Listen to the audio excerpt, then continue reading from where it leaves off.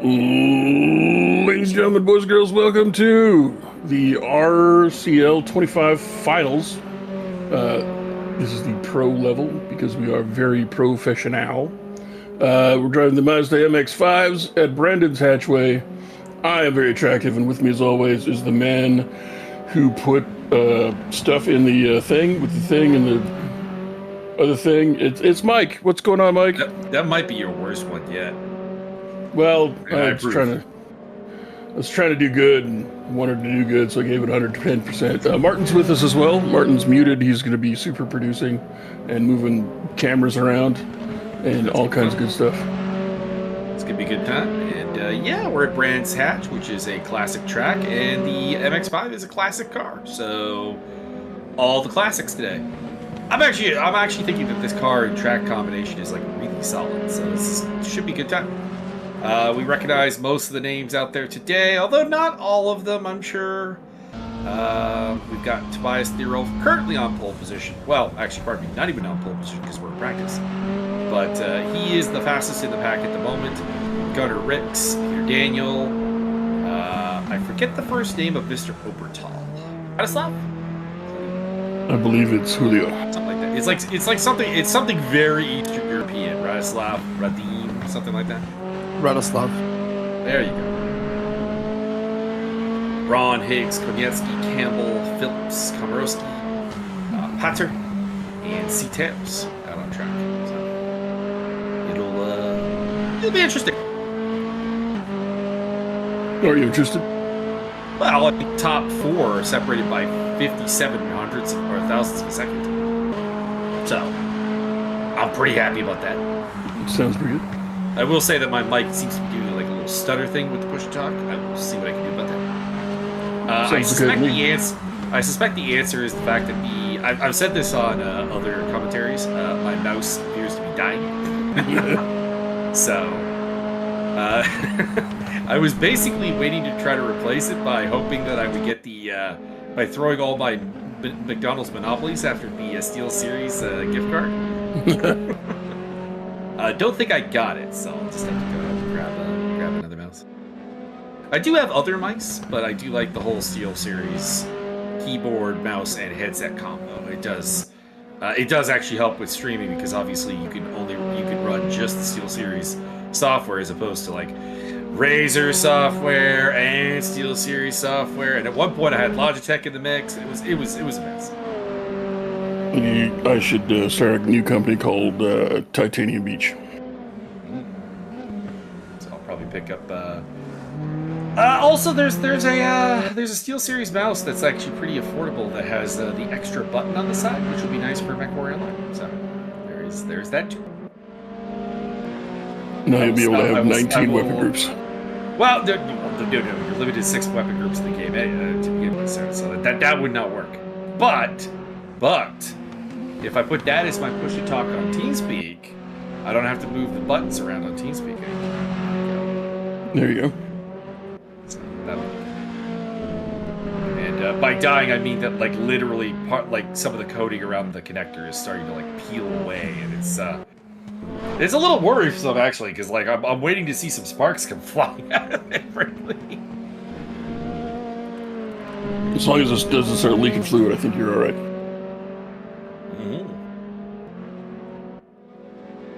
Ryder Braun in 5th place, representing the Thomas Inga Sim Racing team. I do really want to know if Ryder's actually part of the Thomas Inga Sim Racing team. Because Thomas Inga, for those who do not know, probably one of the more notable Czech drivers in motorsports history. Briefly raced in F1, and by which I mean briefly, like a couple of races at the end of the 2001 season, after Luciano Berti nearly killed himself running into a tire barrier at Spa. Anyways, his replacement was Thomas Enga. And Thomas Enga, as a result, got to race in F1 for a bit. I think he was the first Czech driver and, to my knowledge, the only Czech driver to make it to F1. The only other one might have been, like, maybe Josef Kral had, like, a round or something. And didn't do particularly well. But to be clear, the Prost team was... well, let's just put it this way. The Prost team went under after the 2001 season. So that tells you where they were as far as, like, finances and performance was, is concerned. Are you trying to tell me that Checo is not Czech? No, he's Mexican. False advertising. But anyways, the other interesting thing about Thomas Enga is he is, to my knowledge, the only driver in F3000 to ever have a win taken away for a failed drug test. Too much weed? Correct. Wow.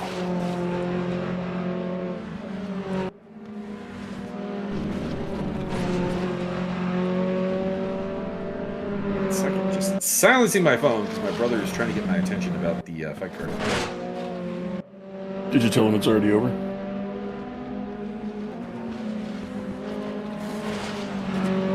Normally he watches on Sportsnet. Apparently Sportsnet didn't have the broadcast today. So, go figure. Well, I mean, it is the premium service, so it's probably on. It's a premium Sportsnet. live event. Premium live event. Gotta get it on ESPN Plus or Netflix Plus or Well, it's not going to be HBO. Plus for long because, of course, they got the Paramount deal coming up. It's gonna be on Peacock with 2 tail feathers missing. Plus. Hatter running in 11th place at the moment in practice. Of course, we don't know what how accurate the practice times are. We could have people going in qualifying trim. We could be on racing trim.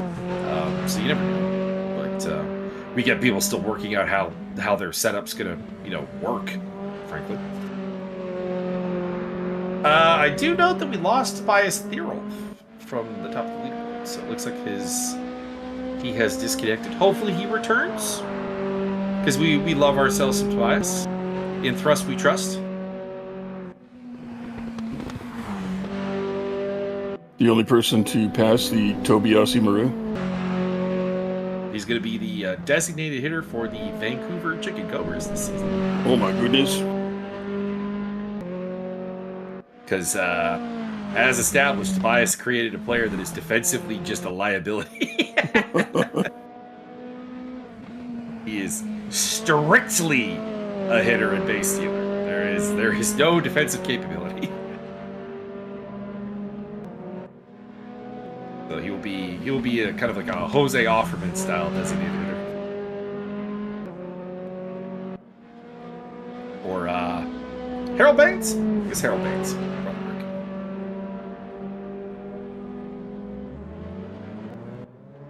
Pater going 8th quickest. And joining the festivities out of the pit lane is Tobias, who is back. There we go. So he's lost his times, but I mean, he probably doesn't care overly. I heard that he found some times. They were under the bench.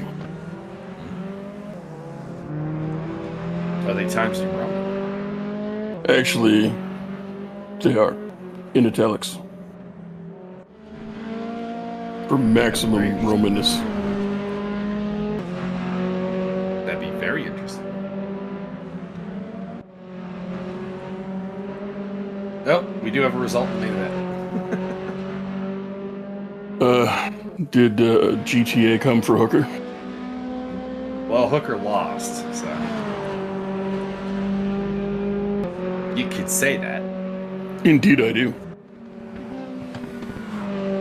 I should pull up the standings here so I can comment on how the series has been going, because we've not consistently been doing this one.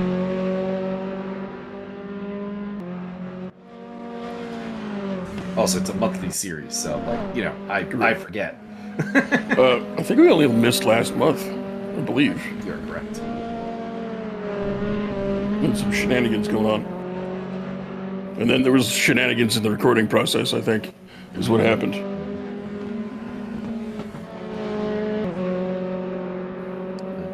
Perpetrated by that dastardly individual Igor Shenaniganov. I mean, it does happen.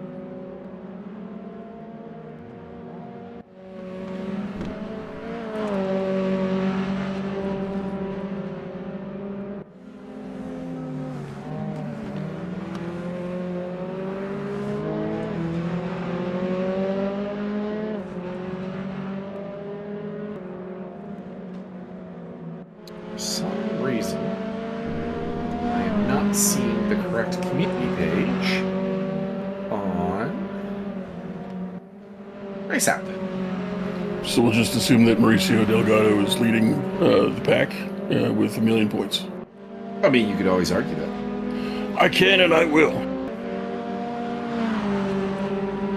Nope. Martin is handling this.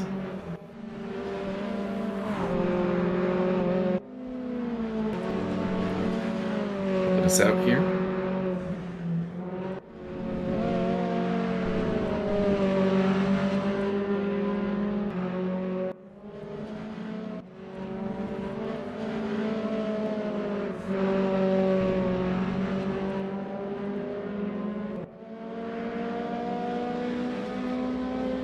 There we go. I have found the community page. Pro, please. Scoring details. All right. So coming today, we've had events at Imola, Zandvoort, and Sonoma. And Tomas Ribeiro, who we have not seen join the server yet, has won all of them. So a little bit of a boring standings in that regard. Tobias Thierolf is in second place, followed by Friday Braun, followed by Peter Daniel. There's a pretty good battle going on for second place between Thierolf, Braun, Peter Daniel, and Radoslav Orbital and Gunnar Rix. But the overall championship is a little bit, well, I don't want to say decided, but Ribeiro is kind of scampering away with it. Max Simmons is in seventh place, followed by Roland Sen, Jonathan Bentz, and Timo Konietzki round off the top 10. Although he is under assault from Daz Hicks, Matti Renault, and Martin Bakker.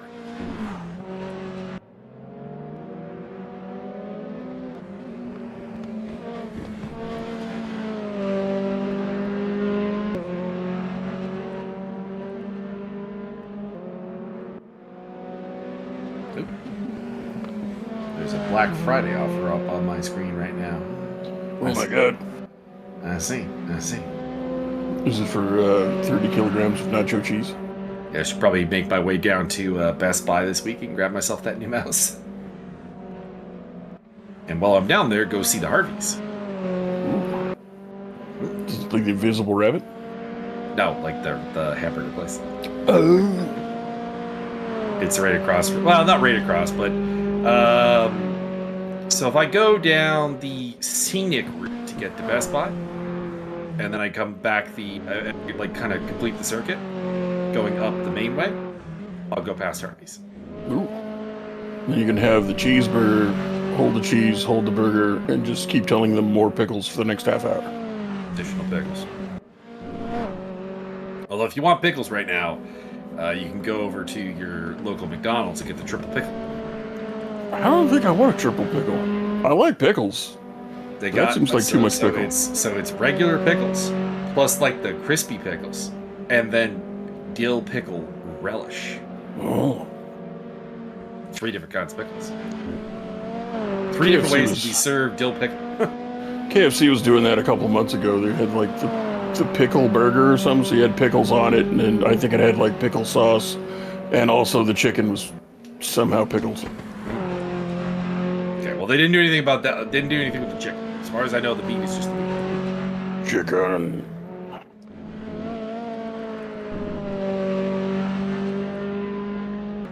I'll probably do that, or hit up like the only Mr. Sub that's left in the area. Mr. Sub, that's the name. That name again is Mr. Sub. At least in my geographical area, Mr. Sub lost the Subway sandwiches war with Subway. Oh man. We got Subways and Quiznos. Don't have a Quiznos anywhere nearby. We do have a Firehouse Subs that's opened up recently. That's pretty good. Pretty tasty. I'm always in favor of food places duking it out. Give me things for cheap. There is a really weird one, because if I go down to there's a mall called South Common Mall, and there are 3 different Subways there, which is very weird. There's one in the food court, There's one like that's on the out, like on one of the, like it's not like a proper mall. It's more like a power center. Anyways, there's like a standalone Subway, and then if you go over to the like professional side, where like they have like one of those like professional park, like dentistry, that kind of thing. There's a Subway there as well. There's got to be enough business there, I guess. A bit odd. Never been to any of the three, because if I'm down there, I'm either going to Five Guys or I'm going to Popeyes. Popeye's chicken and waffles? Well, not waffles. It's chicken. They got no waffles? Nope. No longer interested. I could have had waffles today over the IHOP. I had pancakes instead. Pancakes. I had the breakfast sample platter, which is 2 strips of bacon, 2 sausage links, 2 pieces of ham, hash brown, 2 scrambled eggs. Well, you can get the powerful one. I got them scrambled. And 2 pancakes. Very nice. With pecan butter syrup. I like to get the eggs over hard, and then you put them between the toast. Ooh, and Tobias Thurl does indeed retake the top spot.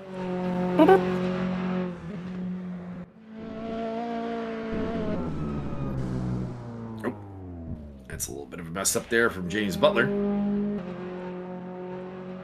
we pick up Das Higgs. Higginbottom? Michael Higginbottom.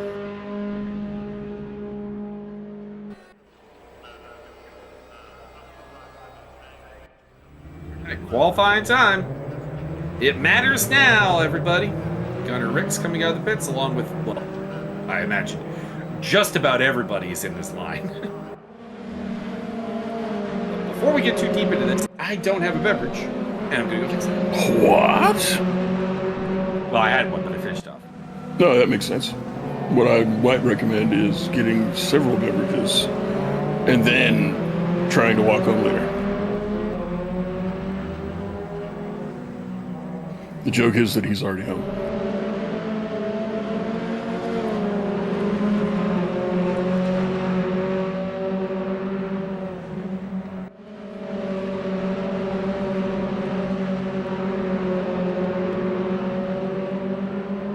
Joke's on you. I've got the Gumbo no name bleach drink. 2 liters, baby. No name bleach drink. I don't know if that's good. Peach. Oh. Like schnapps? The endorsed beverage of commentary on the ESR. Hell yeah. I have apple juice myself. But how much does your apple juice cost? That's the question. A couple dollars.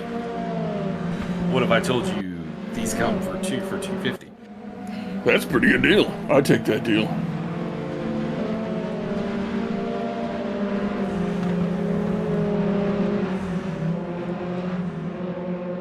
Peach drank, and the masters of the universe. So how much of that is actual peach drink and how much is just straight green alcohol? Been through this. I don't need alcohol to get through the commentary, generally. Sometimes. Endurance races are a little bit of a different story there.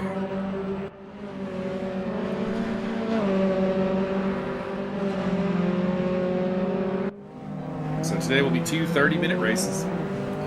As far as I know, no pit stop required. Correct. And yeah, it's going to be a fun time. And if Thomas Abero is not here, and we've not seen him yet, we'll get a new winner. Because he has been kicking butt and taking names in the Miata. A bunch of people posting purple sectors, but of course, without anything to compare them to, they're not really purple sectors. Technically, even I could be in first place. Could be. All you'd have to do is be the first one to join the server.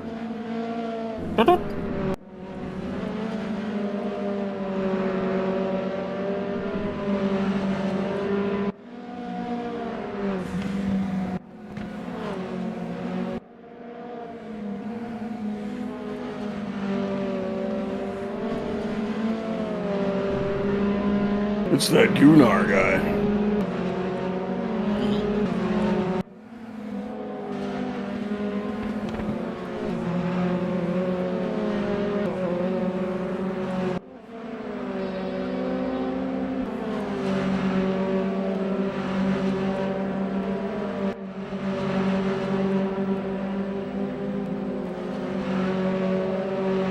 Times are starting to roll in. Tobias Theorol so far on the pole with a 1:39.725.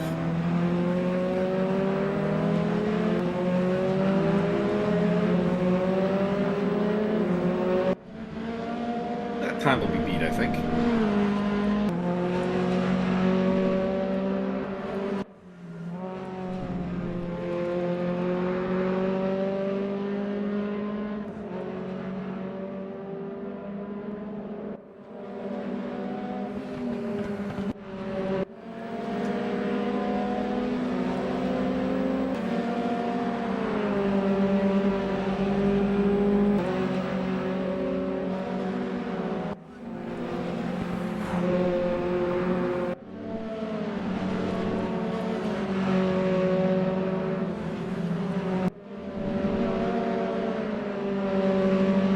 Have my current mouse for $40.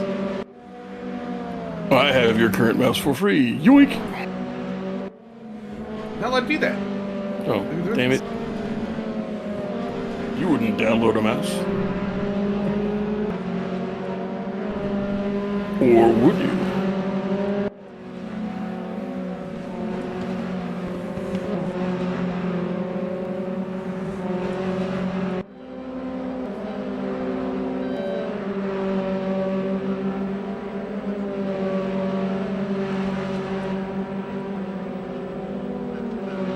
One I probably want is the Rival 5. I have the Rival 3. Sounds like it's quite a rivalry between the mice. Might I recommend they just kind of sit down calmly over a nice peach drink and talk it out? I mean, they could do that. Something about that. Radoslav Obratal has taken over the pole position, and also Peter Daniel has out-qualified Tobias Theorol for the moment. So he shovels down to third place.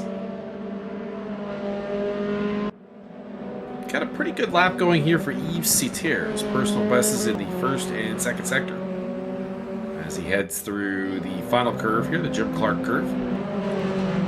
And this should be... yeah, and it is. It's a slight improvement up into 10th place. Actually, a pretty significant improvement, about 1.2 seconds.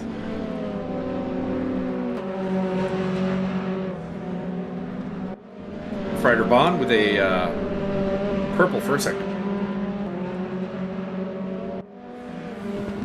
That means he is the fastest of them all.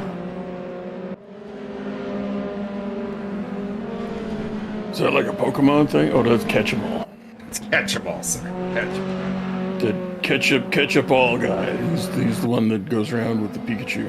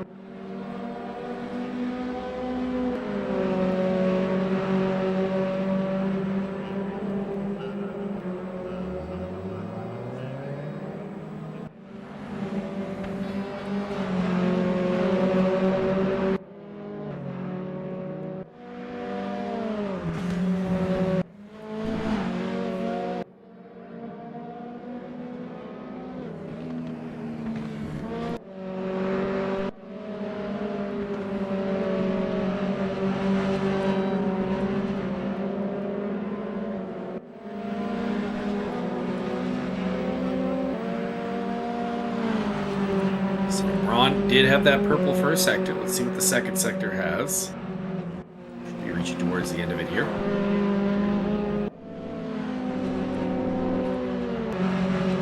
Waiting, waiting, waiting.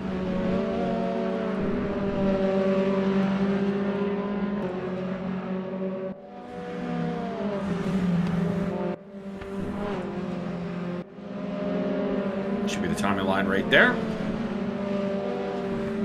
Apparently illegal lap. All right, well. Oh, disqualified. So much for that. So much for the purpleness. Hey, Thomas Ibero is here, and he's got a purple first sector. So it's Obertal, Thierol, Daniel, Ricks, Ibero, Higgs, Braun, Campbell, Butler, and Komorowski, your top 10.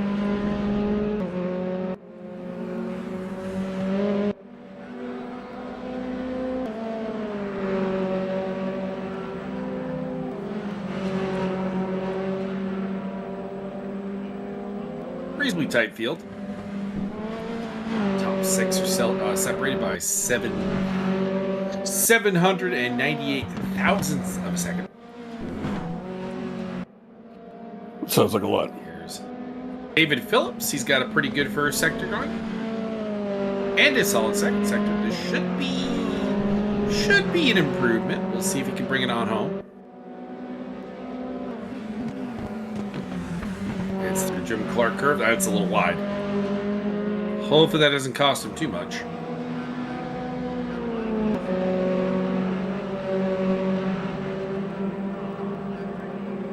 And no improvement, so it did cost him heavily. Lost almost a second.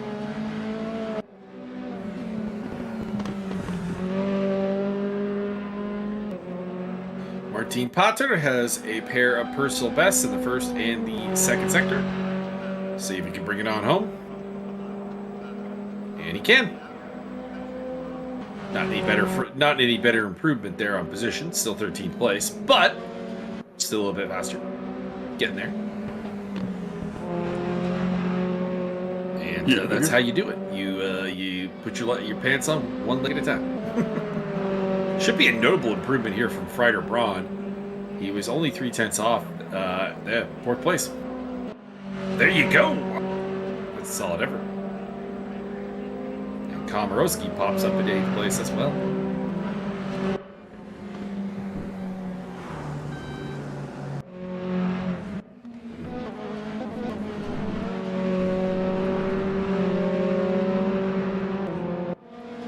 Dave Phillips, another personal best in Sector 1. Let's see if we can get a good one here in Sector 2. Let's see. Still a personal best. See if he can clean up the approach to the final corner, because it was Jim Clark curve that got him last time. What about the Dave Clark 5? Well, what you need to understand is Jim Clark is a legend in Formula One circles, and he's dead. And that's why he has a corner named after him. Seems to be a trend. Yeah, it's kind of a trend at this track, too, because you have the Graham Hill bend. Graham Hill has passed away. Although I do believe he got the corner named after him before that time. You have Surtees, which was named after him before he passed away. You also have Sterling Moss's corner named after him here.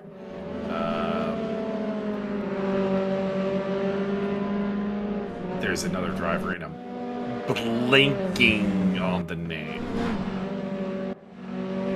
McLaren, Bruce McLaren.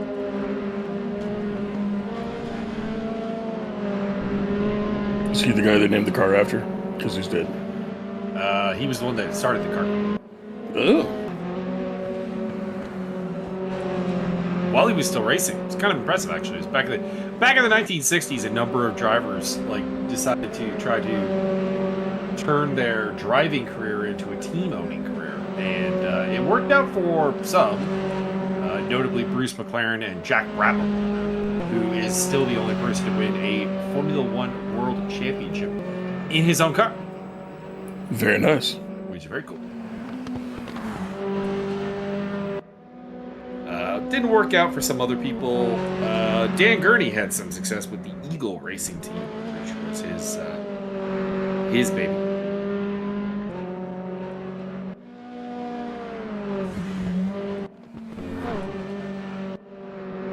Graham Hill's team largely failed.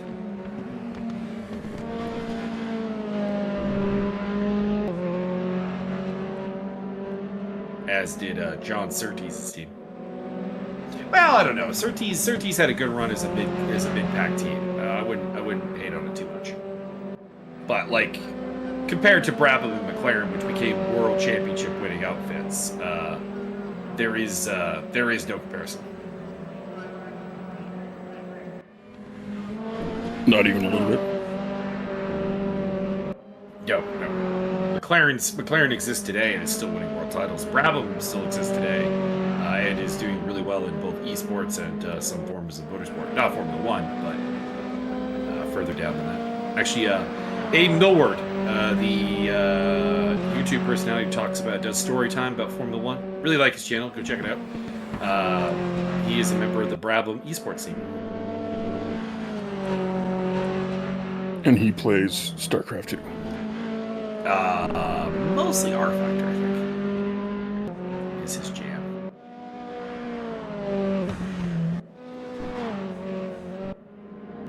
Obertal's still at the top of the timesheets. I'm gonna be honest, minorly surprised. I thought Thirol for Ribeiro would have displaced it by now. But they are second and third with the man on screen right now, Peter Daniel. In fourth place, then Fred Braun, Gunnar Ricks, Gaz Higgs, all within 1 second of pole position. And then after that, it's Potter, Komorowski, Campbell, Butler, Phillips, Kurtachville, and C-Tams.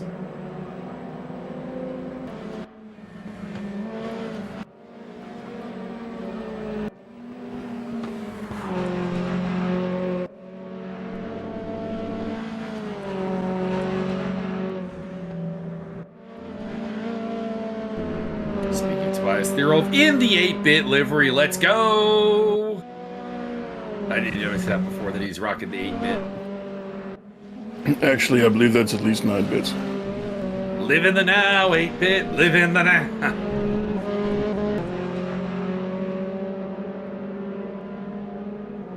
Probably the most understandable Delirious promo of all time.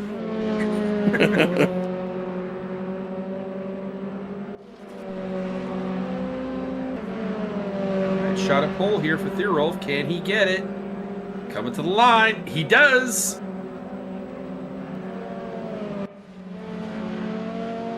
Tobias Thirol, once again, the man to beat with 4 minutes and change on the clock. Radoslav Orbital is trying to make a comeback.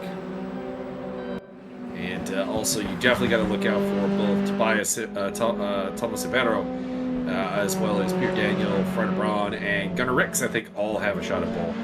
They would have to make relatively minor improvements to get the job done.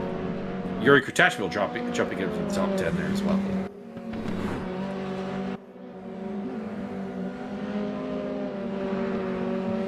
You think anyone has it in them to take the pole away from Tobias there, Byron? I don't know. They got to dance real good before that happens, and I think the only person that might spin that pole might be Adam Komorowski. Bold desertion.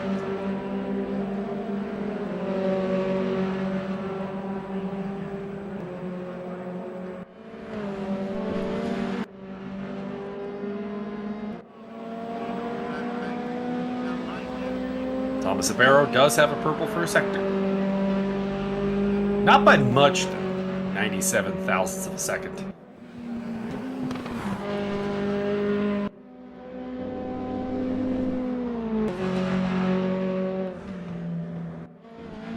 We'll see what he can do here.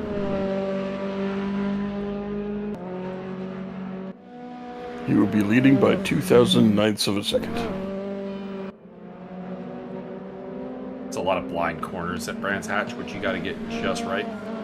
Ryder Braun moving up into third place. Oh, purple sector in sector 2 by 218 thousandths of a second.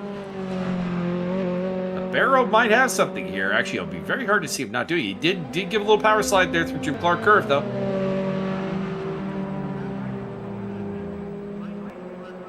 But he takes it. He takes it home.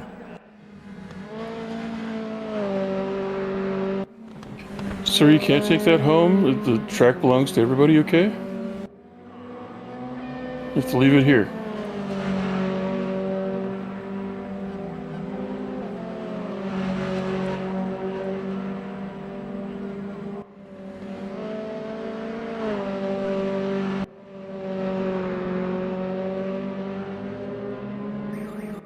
give you the full turn corners here. So you start the lap around here. You hit Paddock Hill Bend.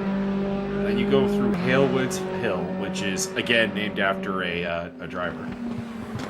Mike Halewood actually might be still alive. I'm not aware of him passing away. Then we get to Druids, Graham Hill Bend, Surtees. McLaren's is not part of today's layout. It's the turn that makes the Indy course work, and we're doing the full GP layout, so nothing there.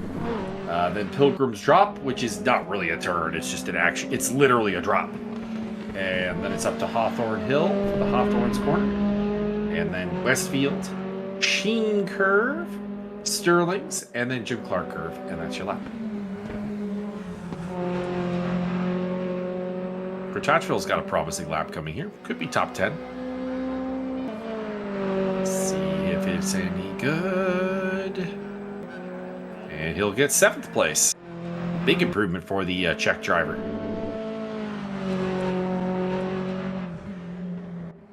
Das Higgs has been displaced from 7th place. He's trying to get his last lap in here. Make it count, but at the moment, it's Habero, Thirolf, Obertal, Braun, Daniel, Ricks, Crotchville, Higgs, Konietzny, Phillips, Campbell, Payton, Komorowski, Butler, Roche, who is a late joiner to the server, and C. Tears. Everybody else has been disqualified. Everybody else has been sent home with a disqualification.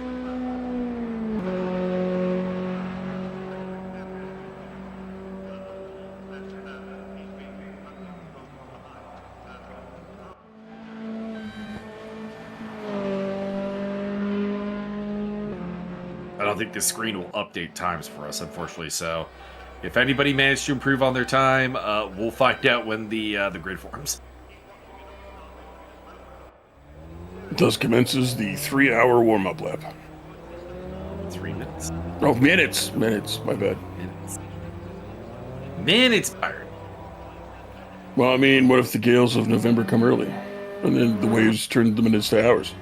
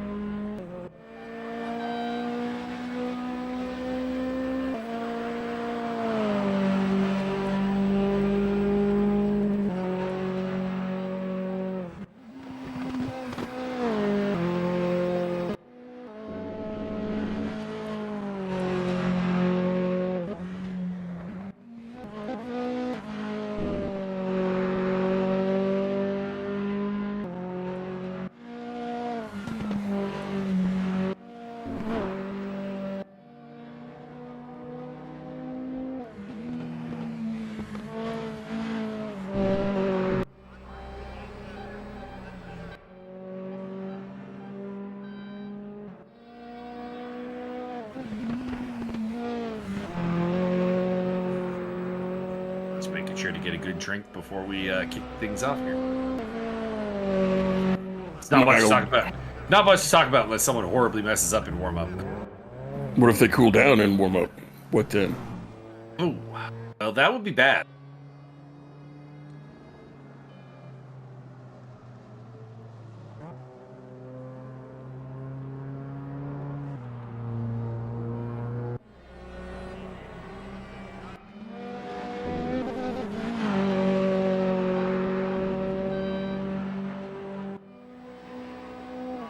Thomas Sabero seems to have misunderstood the instructions. He was actually warming down.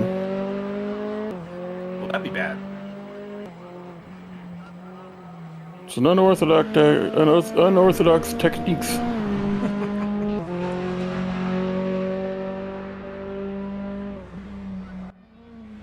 But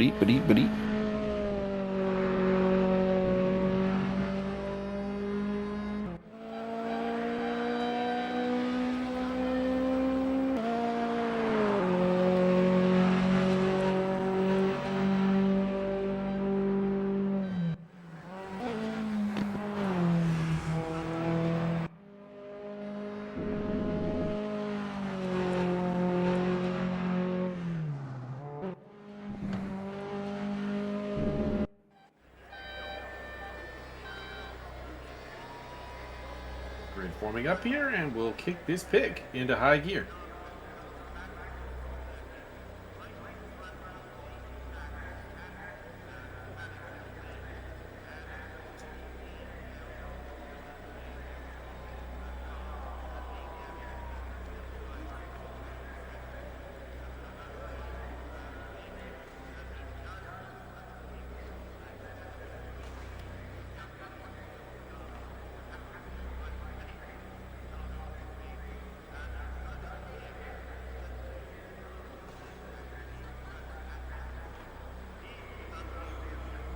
Anyone giving you a good feeling here today, Byron?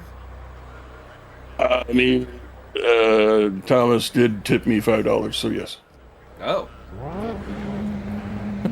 Well, it'll lead us from pole with Theorolf, Albertal, Braun, Daniel, Ricks, Kurchachville, Higgs, Kunyetsky, Phillips, your top 10. Campbell, Prater, Peter, Komorowski, Butler, Roche, and Seaters. 16 cars. Let's go, let's go. On the inside is the 8-bit livery of Tobias Theorolf. Looks like he may have the lead here. Barrel's going to have to hang it around the outside if the German doesn't want to be cooperative. When have you ever known a German to be cooperative? I mean, if it's part of the regulations. That's true. But Barrel actually does keep the lead and makes it through Graham Hill Bend with the lead. Tal in third, followed by Braun and Daniel. If I'm not much mistaken, we are running 9 30-minute races today, right? No, just 2. Oh! That was going to be a lot. How are you going to have a real champion if you don't make him go through hell? Butler coming off the worst at the start, losing 2 spots. And in the meantime, no one really making a great start. A couple of plus ones. Tal getting a little bit loose there over the curb. Opens the door for Freider Braun. And in the background there, you have Peter Daniel going side by side with Yuri Kurchachville, a young Czech prospect. You're going to check yourself before you wreck yourself. And a dangerous man would definitely be Gunnar Ricks. We've seen him be very rapid. And he's right now down in 7th place. We'll see what he can do. Das Higgs, Koniecki, and Phillips rounding off the top 10.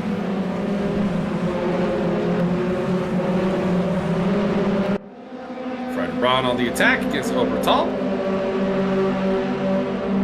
Third place. Looking to go around the outside of Paddock Hill Bend. I don't know about that, my friend. That is a task and a half.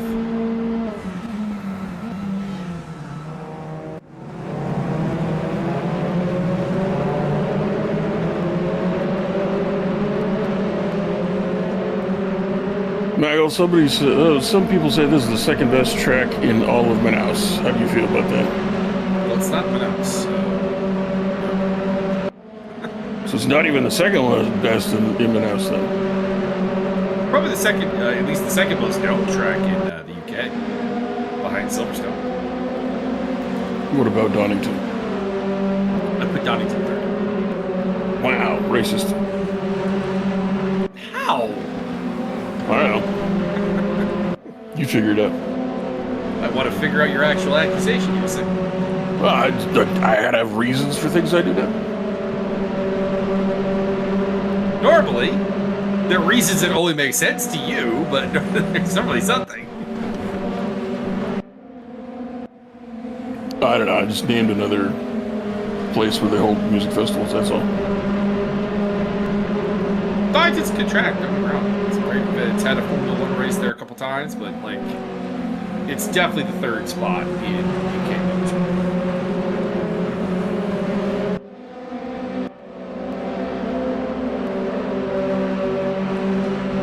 Barrow continues to lead from Theorolf, Tall in third despite his scare. With Braun on his tail. Peter Daniel putting the pressure on our boy Kurchachville for 5th. And behind them it is Gunnar Ricks, who I do believe is running the 8-bit livery like Tobias, so let's go 8-bit. Nope, it's not the 8-bit livery. Now I'm disappointed. It's the other white livery. Yeah, Daniel does make his way back into 5th place, re-overtaking Euro Kurchachville.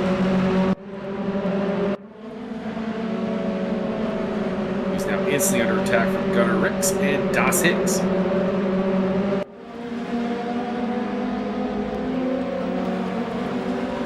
Over under 10 minutes before Yuri explodes.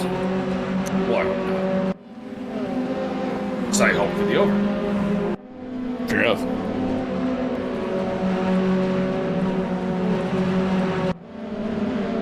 Higgs and Ricks going side by side there, but it looks like Ricks is going to come out on top and retain 7th place.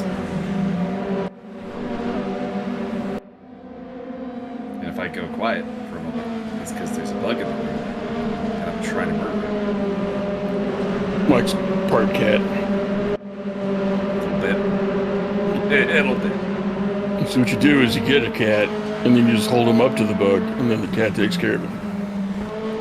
True, I've had success with that in the past. Are you willing to lend the goose a service? Sure, but you gotta take him. I'm not gonna deliver. I'm not putting up with that amount of noise. My mother has, they had a couple mama cats show up at the parents' place and have kittens, and they were there over the last winter, and my mom decided she wanted to trap them and transport them to the farm so they could be farm cats for the grandparents, cut down on rodents and squirrels and what have you. Gotcha.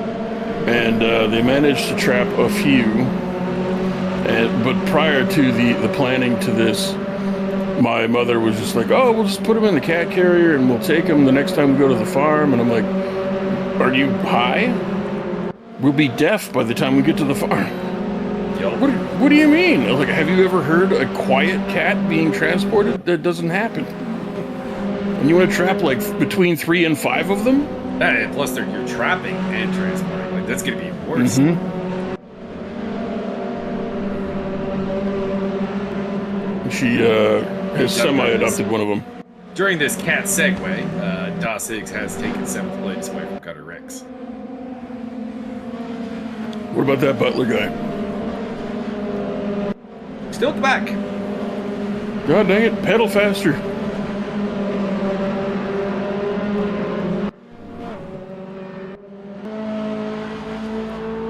As Martin obliges and gives us some James Butler time.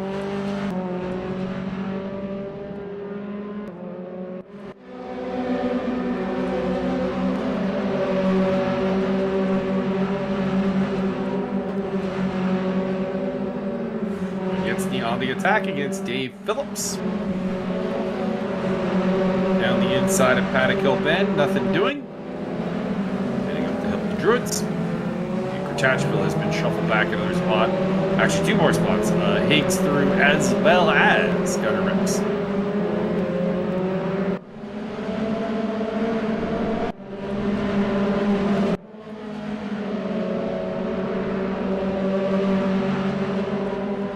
Braun and Obertal are closing the gap to Theorolf and the barrel in front. So the 2-way battle for the lead is turning into a 4-way fight.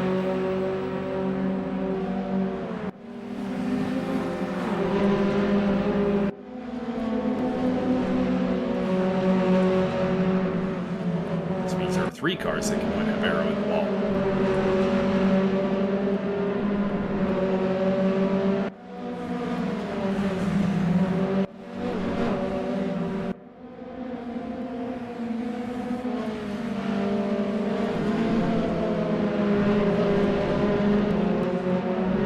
Skill testing question for you, Byron, which I was talking about with Javier. How many Hungarian drivers have been in Formula? None of them because they're too hungry. I have no idea. 3. There was 1. Oh, Zolt Baumgartner is the lone Hungarian driver. He debuted in 2004. 2003 with the Jordan F1 team where he replaced Ralph Furman. Furman had gotten an injury and missed 2 races, so Baumgartner replaced him for the Hungarian Grand Prix, whatever Grand Prix was right before that. And he impressed enough that he got a job with Minardi for the following season. Mostly because I think the Hungarian government put a pretty sizable chunk of cash behind him. that he had not done well in the junior formulas. And did pretty well, all things considered, although his teammate Giamatti Bruni was a one-and-done driver who raced just that season and never again. Never again. Well, Gunnar Rick's getting to the back of Das Higgs. Higgs kind of went in and out of existence there. That was a bit weird. And it looks like they have continued on their merry way in 6th and 7th place. So, disaster averted, I suppose. Disaster perverted. But he's opened the door for Yuri Kutachville to go on the attack again against Gunnar Ricks, and it looks like he's going to get down the inside into 7th place.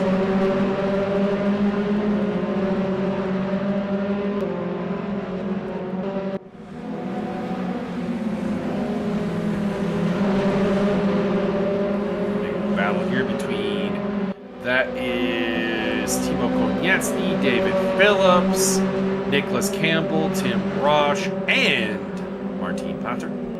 All very close together. Three wide through Paddock Bed. Boys, think about this. You have penalties. They managed to get through there without too much of an issue. But that could have been ugly. I do have to argue with the camera right now. This is not Tim Roche we're looking at. That is maybe he's got one of them color changing schemes. Oh boy. Let's Four go. cars trying to go into Sterling's. Oh, Phillips loses it and collects Martin Pater. Pitter patter. Alright, Tim Roche picking up a spot off that. Now on to putting the pressure on Nicholas Campbell, who also picked up a spot.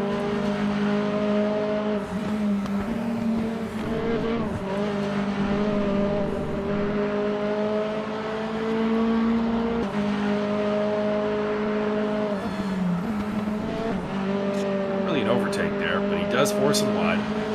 Might be able to get through at Sterling's here. Nope. Good job by Campbell to hang on. It's just a little bump and grind. Nothing wrong with a little bump and grind. Well, bit wide through Jim Clark curve. Roche has got the inside line into bunker Paddock Hill. And he will easily get that 10th place there as Campbell kind of surrenders him, which is probably a good idea.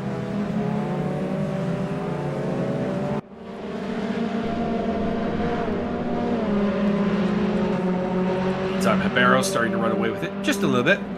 1.2 seconds up. And Thierolf is running away from Obertal and Braun a little bit at about, 1 and change.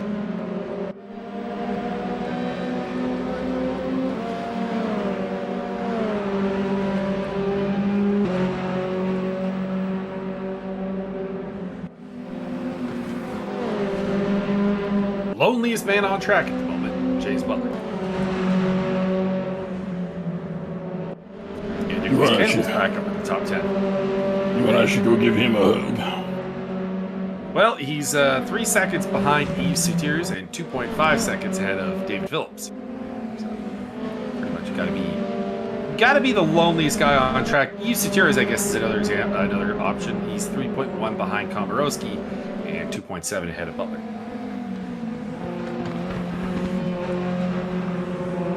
Looks like the hard compound in use for Tobias, although I think this car only has one compound, if I recall correctly.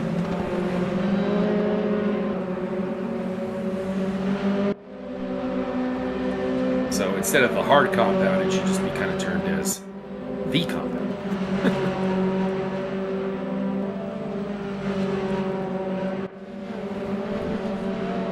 This is not right or wrong we're looking at, so the commentary tool is a little bit wonky sometimes when it's showing. Oh, Tim Roche is off the track somewhere. Looks like he had a mishap at Paddock Hill, and that is James Butler going past him. He's the fastest man in the world. can be quite rapid. It's a matter of getting the consistency down.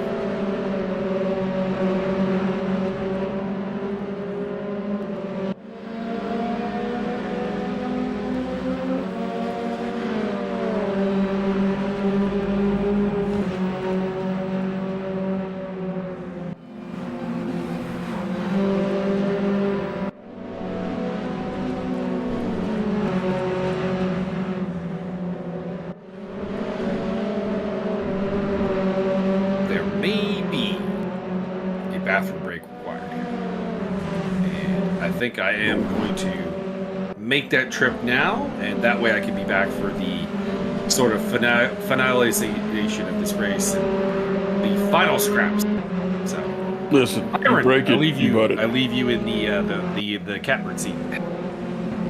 I don't like either of those things. No way to have a cat.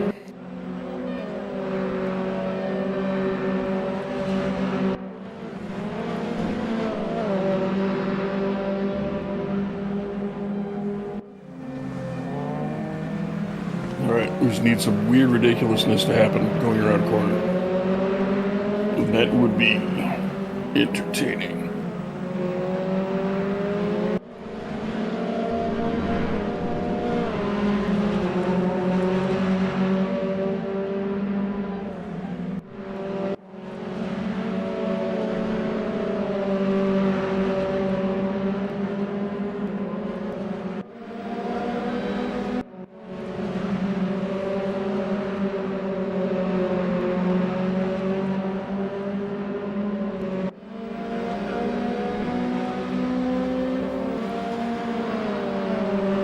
Alright, here we go. Going up around the corner, we just need Timo to get in there and give him a good old pit maneuver.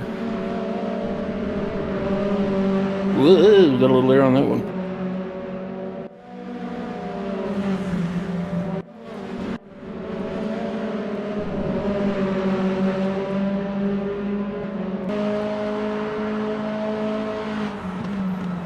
Dun, dun, dun, dun, dun, dun. You're gonna go side by each leg, going to go into the corner. No, no. Leave the hockey puck for someone else. I'd like to thank Martin for doing the super producing and the camera work. He is missing at least 2 Montreal Canadiens games right now to do this.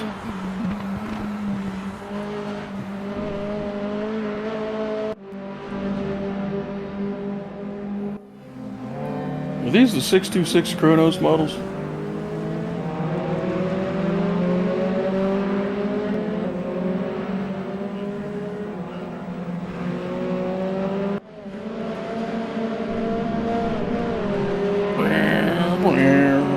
And do you think all of these drivers are making engine sounds with their mouth as they're driving? Seems like something that would just be mandatory.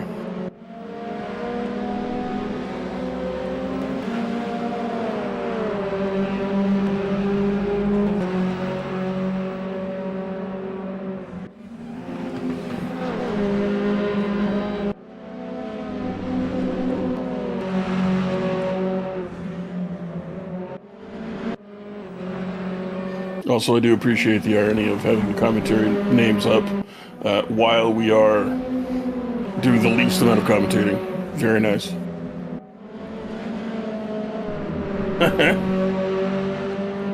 Martin's got it timed out. Apparently, the game is in 2 hours, so we got time to do this.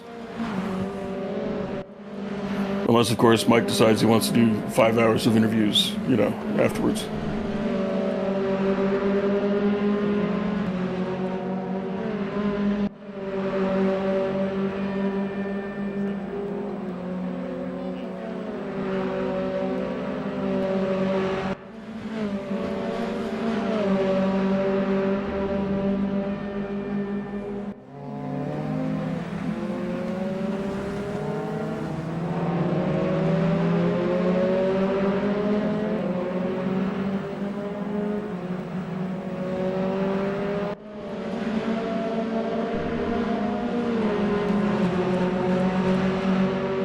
I think Herr Brown is doing everything he can to try and get on that podium. But not quite enough. Gotta put him in the wall.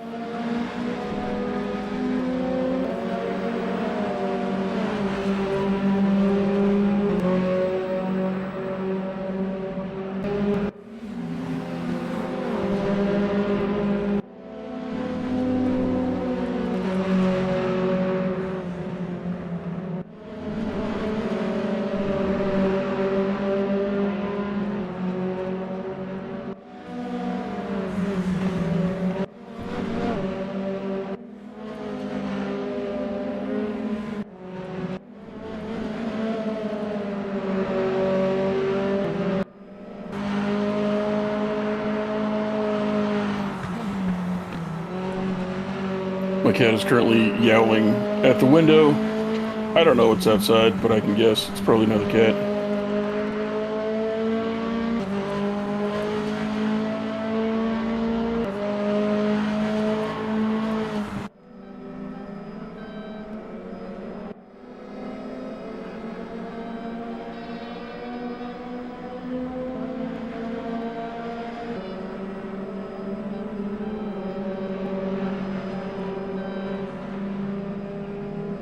Oh my god. Timo. You're pretty close. Timo and Yeri have a bit of a history here. Well, this one will be Ooh. interesting. They're gonna pull guns out and start shooting each other.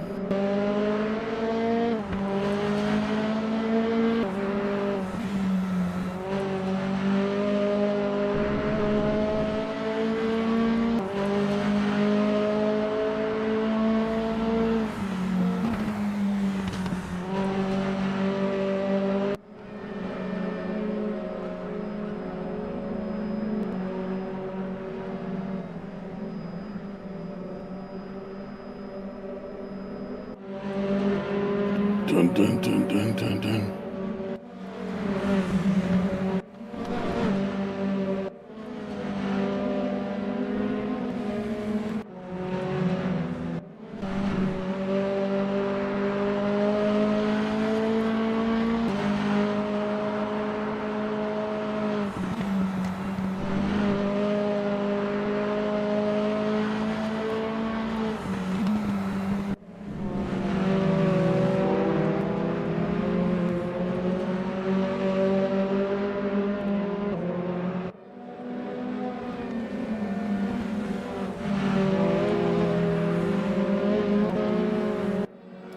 Do a little humpy bumpy. Dun dun dun dun. Oh boy. Oh. Wow. Pretty tight. Pretty tight.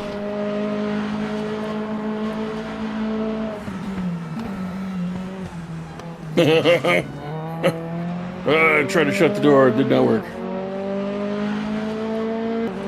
Not entirely.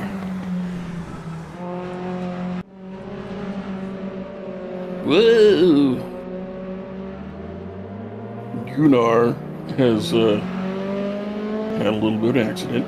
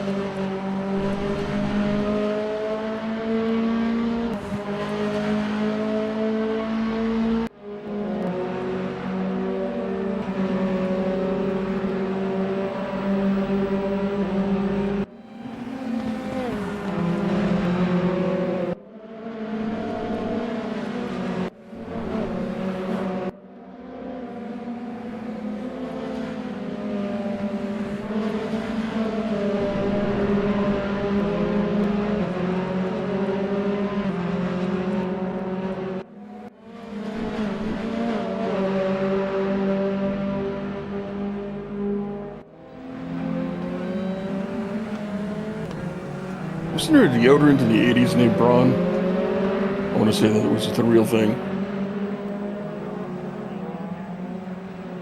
On Braun for men. And they had like big muscular dudes strapping on the deodorant.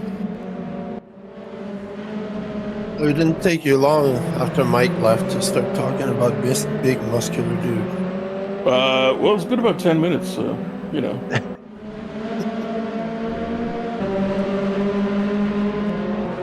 I seem to remember that branding being very, very strong. And then I think Gillette went out and got Hulk Hogan to endorse their stuff.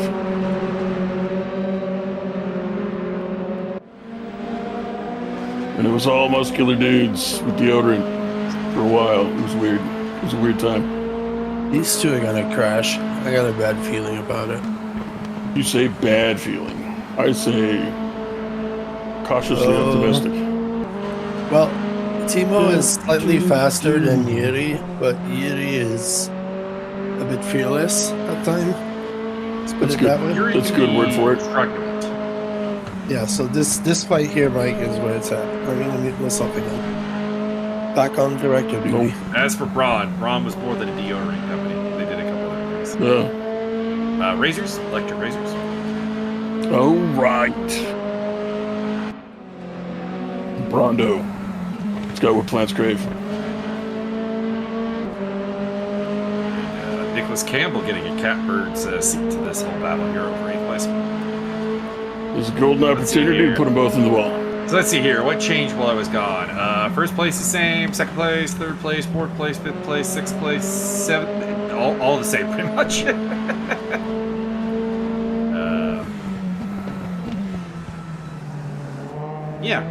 Roche has overtaken Butler and Seaters, and Butler has overtaken Seaters. I think that's the only thing that's really changed while I was away and making use of the bathroom. My apologies, everybody. I am currently on a cleanse, and means that there's been, let's just say, an overly regular bathroom schedule. I'm on a cheeseburger cleanse.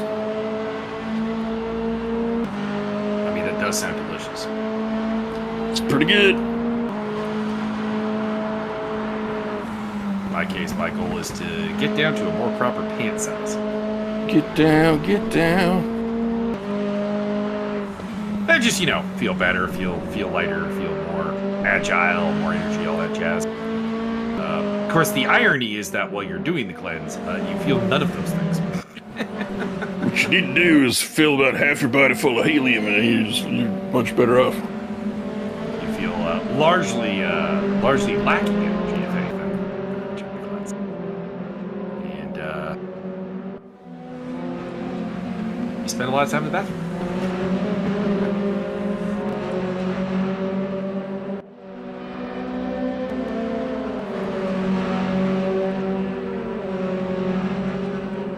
It is working. I actually cracked out the tape measure to measure out my, midsection, where the pants would be, and about 2.5 inches smaller. Konietzki down the inside at Druids, and he does take 8th place for now. Can Yuri come back at him at Graham Hill Bend? The answer is yes. Sports him to the outside. Well, left him room, though. Now, Surtees is where I would worry about contact, possibly. Here he goes back ahead as they head down towards Pilgrim's Drop, which is right here. So, Byron, if you ever wanted to know what the Pilgrim's Drop was, there it is. It's barely even a change in height. No, if you actually go and look at pictures of Pilgrim's Drop, like in real life, it's substantial.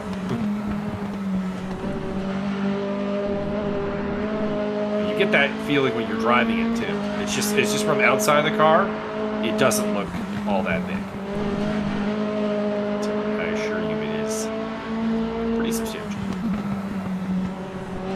Not like a elevation change is going to cause you to mess up much every so often. Yes. But here comes Campbell. U.S. Army car. Put them both on the wall. 3 guys coming towards Paddock Hill Bend. This could be messy.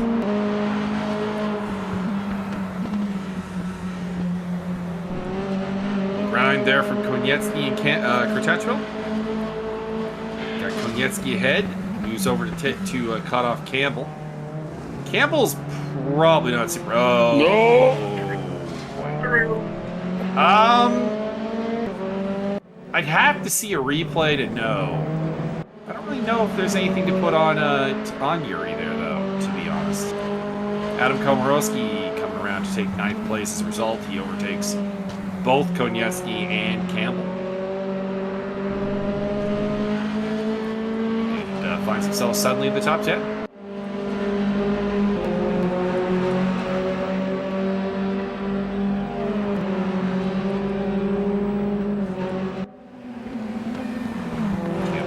Konietzki, but loses out to Komorowski, so he ends up in the exact same place. Could be worse. Could be better. Not wrong. Is Komorowski also going to get past Yuri? Yes, he does. And then goes very, very wide and ends up losing both spots. All right. That didn't work out.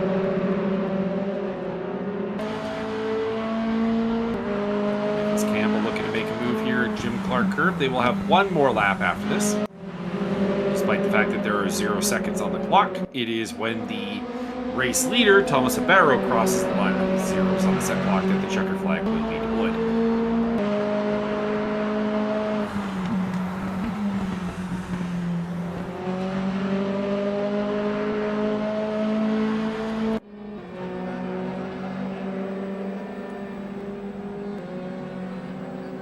Ribeiro here heads through Pilgrim's Drop for the final time. Which is a little bit less dramatic when you think that there is another race coming up. Final time in this race. That is not Nicholas Campbell we're looking at. That is Nicholas Campbell. Are you sure? Yes. This is where he's brought the U.S. Army car. Oh, I thought you could tell by the hairstyle. No. For all we know, everyone's bald. Could you tell by the way he uses his walk? Could be. Got no time to talk. Perhaps not enough.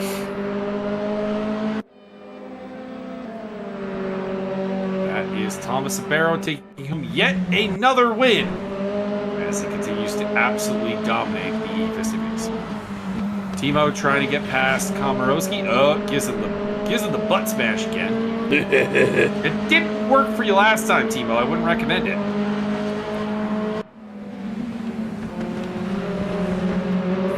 And Obertal will join the podium, followed by Braun, Daniel, Higgs, Ricks.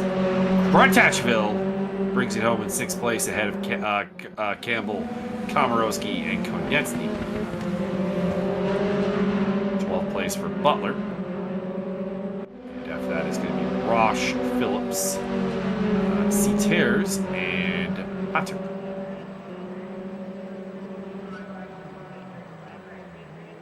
Fastest lap of the race for Thomas Ribeiro. Not by a significant lead margin, though. He did a 38.6. A couple of people did 38.8s.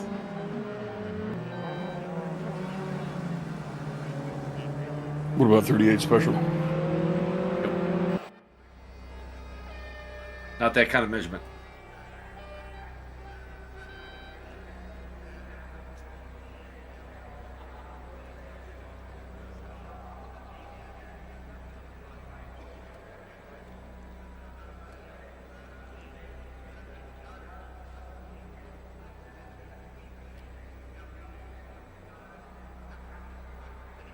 So 2nd place, we'll put Theerolf a little bit further up the road. Obertal takes his 3rd podium of the season.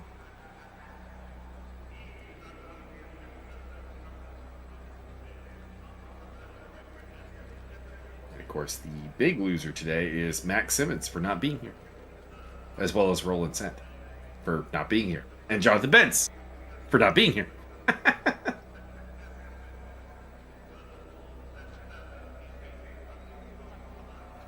As I understand it, Max is waiting until the last second of this next race to show up and then win. But I got this, Max Simmons is physical.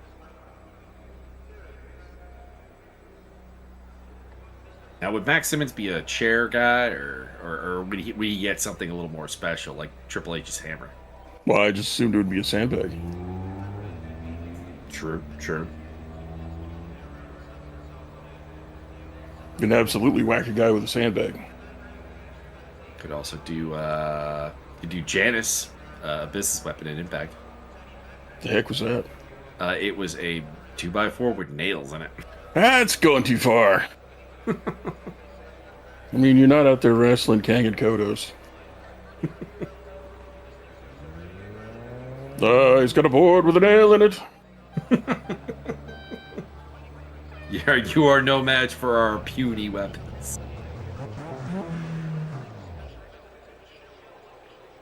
Once again, I would like to remind the audience that my co-commentator has claims repeatedly that he's never seen an episode of The Simpsons. I'm sure I have seen one or two, but as previously stated, I had friends in high school, and that's not where you're going, Adam. Yeah, get him. It's just the Fuck him warm up. up. He's just showing off the crowd. That's cool. Yeah, I had a bunch of friends who were fanatics about watching it, so I never needed to. They would, not only would they basically recant the entire episode, but I'd get all the best quotes because of the only memorable part. And then it was the early days of the internet, so everybody was obsessed with downloading little snippets of audio because that's basically what was out there. Yeah, text-based websites and little snippets of audio. So there was like the Kang and Kodos, and there was I can't even remember. There was just a whole bunch of little Simpsons snippets because that's what was popular at the time. I'm always a fan of the Herman. Some Duckman. He doesn't get enough love. Duckman was big at the time as well. You need to go to war with a school bully. How many men do you have? None. You'll need more. Now all you need is a declaration of war. We can use this one for the Franco-Prussian War. All we need to do is change Otto von Bismarck to Bart Simpson.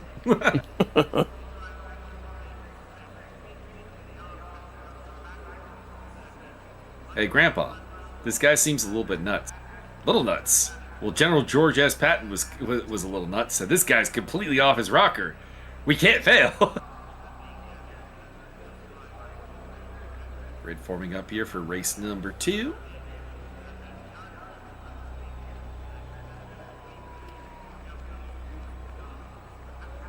Do you believe we have a top 5 reverse grid in play?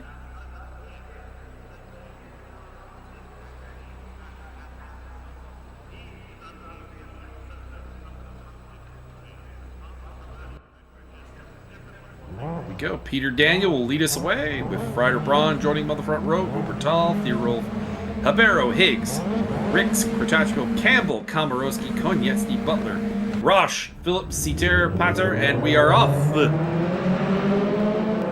the way is Peter Daniel. Peter Doom? Close the door on Braun in the first corner. Obertal still third. Thierolf and Habero squabbling over fourth. And that is Habero already having overtaken Thierolf. That is a bad sign for Tobias and the championship hunt.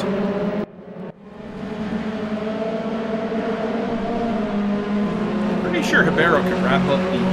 Well, I know we can wrap up the championship here today because we'd only have one round left, which is Bathurst. Byron, get ready for that. Boy. And, Yeah, buddy. your king of the starts here, and no one in particular. A couple plus ones. Mind you, James Butler going backwards 2 spots, which makes me really wonder if that KTM is actually the problem in the GT4 series he's doing right now. I'm not saying the KTM is not part of the problem.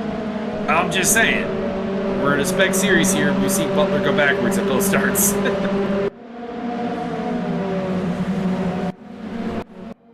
Somebody get that guy an aerial at him.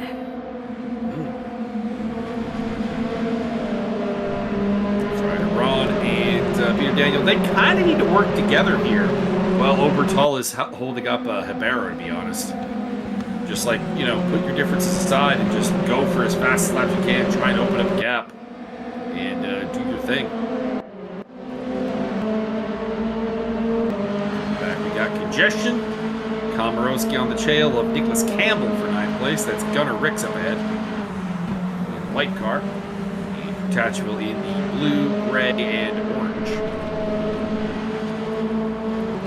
Gunnar Ricks has got probably a slowdown penalty, would explain why he's going so slow. But he does position himself well to defend at Druids. And then it's off to Graham Hill Bend, and it's actually Komorowski who will be attacking Campbell, rather than Campbell attacking Ricks. It's Tim Roche trying to get through there as well. And on the outside, that'll be Konietzny.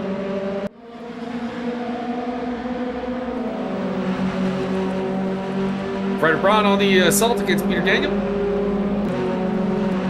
And And Hibero has gotten past Obertal into third place. So, pressure is on. Steam is kindly informing me that Jack Brody is playing Rust. Correct. There's a lot of that going on. I'm actually on his Discord, and there's a lot of notifications about we're getting raided. Yeah, I would imagine. Yes, he has fallen back a little bit and is now fighting with James Boulier.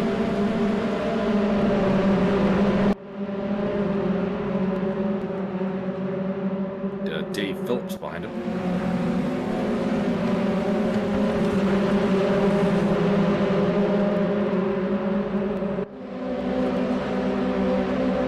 Good old Davey Flips.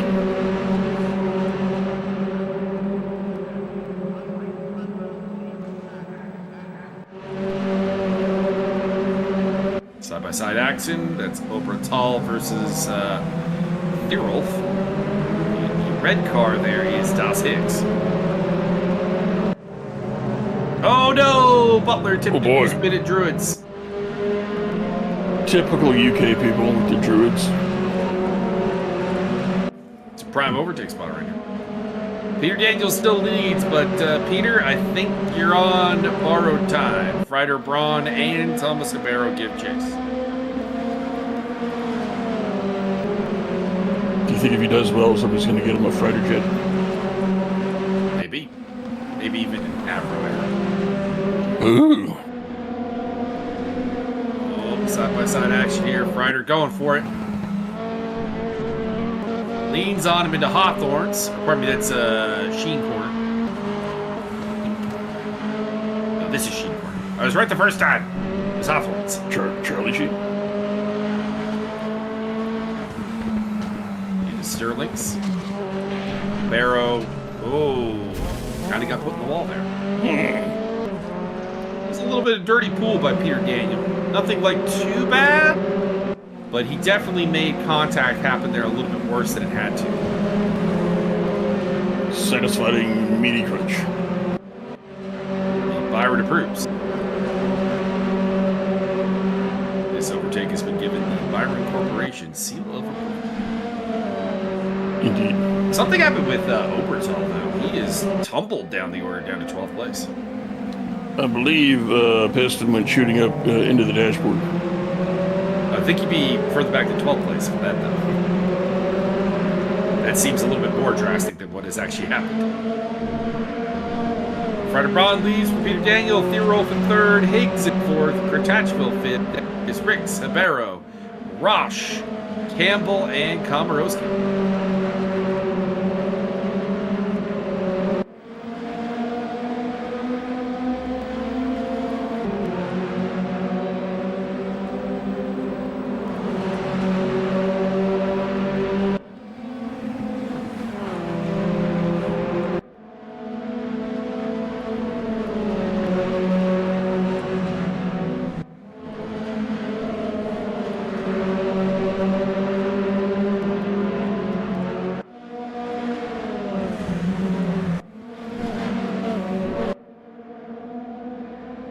I have a fantastic idea for the next round of races.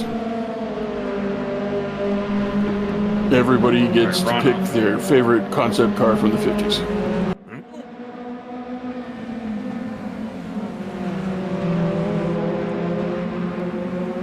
Someone was demanding for the rally game that we include something from Daisy, so I'm looking up the stats for a Daisy Industrial.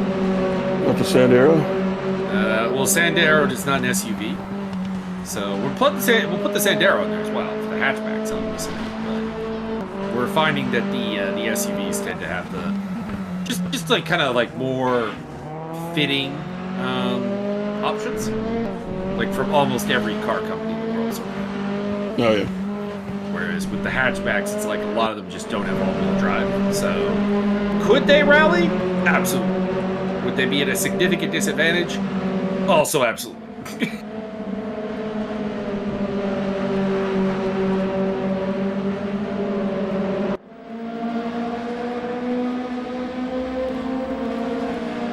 I think it's just that the guy doing it likes his Dodge Hornet and wants to be able to use the Dodge Hornet in the game. That's fair.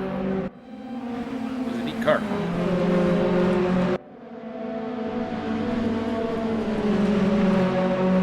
You know what I've been moderately surprised by? The complete lack of any, like, good Chevy SUVs. Like, when we were putting together the list of, like, you know, cars to check out and so on, you know, get the deets on. We had a bunch of Chevy options, right? We had the Blazer, we had the Tahoe, Traverse, Equinox, and it turns out a lot of them are just bad. So, if anyone from Chevy ever stumbles across this stream, what up with that? I demand nothing but Suburbans. Why of the GM brands would I legitimately prefer to have a what the fuck?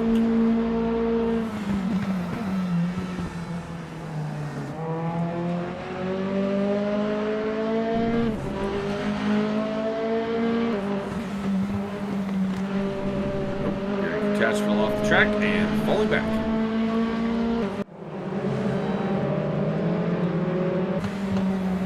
Looks like he probably went off at either Druids. Probably Druids. We've seen a couple of people have problems there. Well, I mean, if you got problems with Druids, you got a whole other level of issues. We Right there. approach the third way mark of the race. Ryder Ron leads, having started in second place and overtaken Peter Daniel. Peter Daniels in second, followed by Tobias Thierol for the 8-man car, and Das Higgs. That's your 4-car group that you see on screen right now. In 5th place, it's Thomas Sabero. In 6th place, it's Garner Ricks, Tim Rosh, Nicholas Campbell, Adam Komorowski, Radosław Obertal, who's had a bad day. He started this race in 3rd, he's down to 12th. Dave Phillips, 9th as we're talking, as he overtakes Komorowski. Dave Phillips, Yuri Kutachvil, Martin Pater, Yves Sater, James Butler, and Timo Koniecki, of course, having the other guy having a really bad day. He's at the back of the pack, having started this race in 11th place. In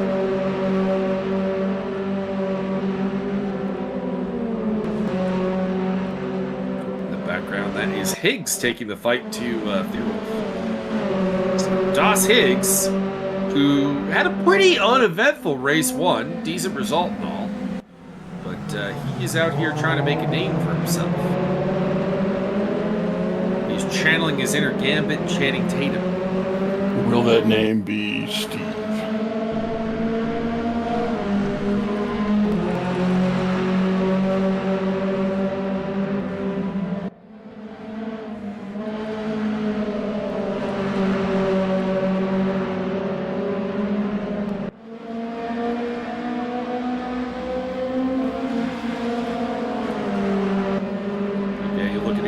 Outside.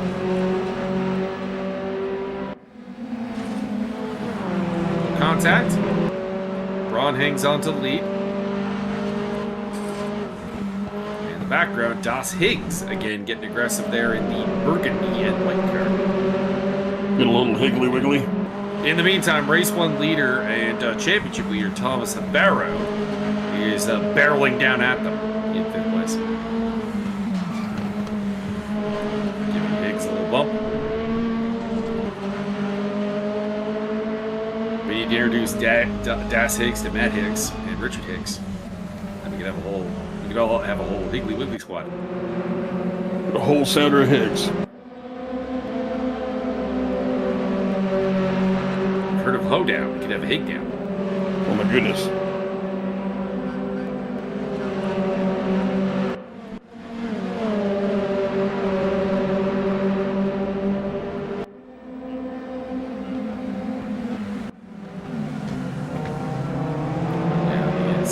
Thomas Sabero making the move.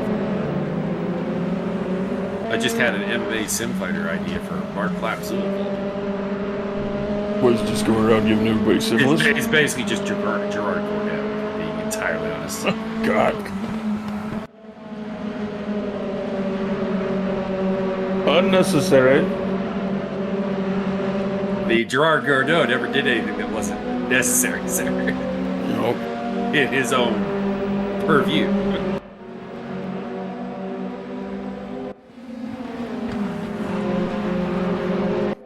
mean, vote we find that. it's either that or Dirty Bob Schreiber. These are the choices.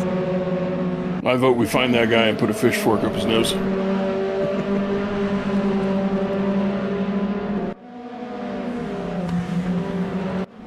We're gonna go really big with the old Zero Racing crew. Alessio DeBonis' fight character would be somebody who does absolutely nothing correct and it still works. Because that guy raced on a joystick and that should not have worked at all. And yet he was incredibly rapid.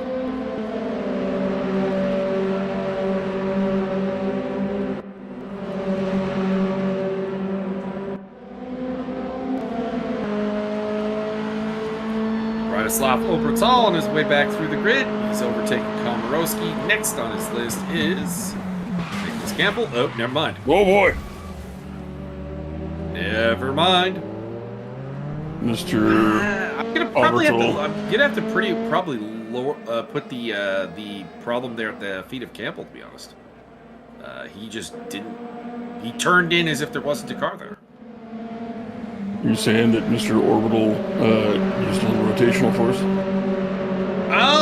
No, not really, because I think he was the innocent party there. I think he's just as guilty as everyone else. I mean, okay, innocent is a strong word because he goes for the overtake, he creates a danger, so you know. Guilty, guilty. I think his move was on. I think he had sufficient overlap and position to demand some room, and Campbell didn't give it to him. 17 life sentences. Which is a little disappointing because Campbell's usually a super clean driver. I've been very impressed with his wheel-to-wheel driving skill. But on this one, and obviously, obviously any stewarding decision would require like far more review than what I'm doing. I would have to place the blame at his feet. I was there. I was there, Gandalf. I was there when Lachlan sent me into the wall at Twin Ring Motegi. They tried to blame me somehow.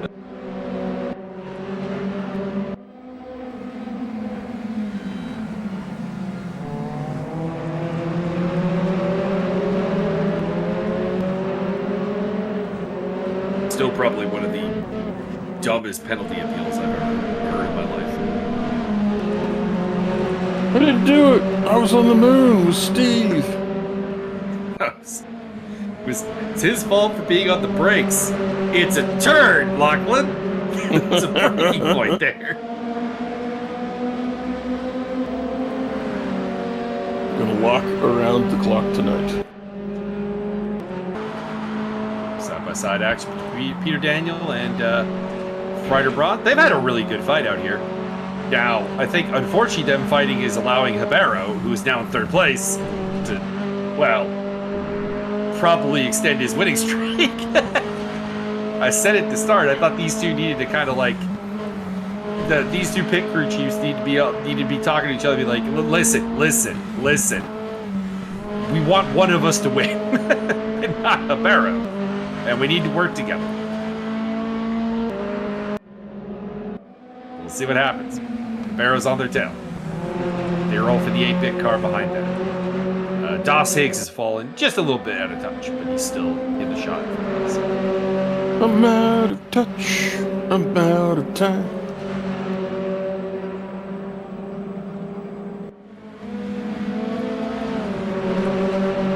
Dude, I can't remember the lyrics to Genesis' Invisible Touch. I kind of want to do it now. I think those are the only lyrics.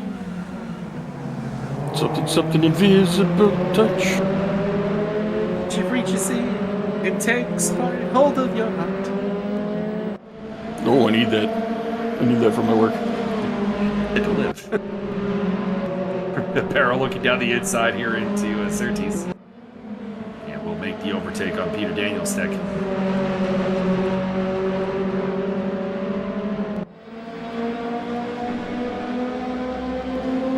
Your Mount Rushmore of Genesis songs. Go. Oh my God. The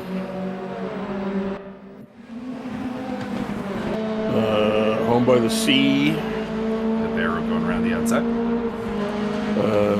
I can't dance.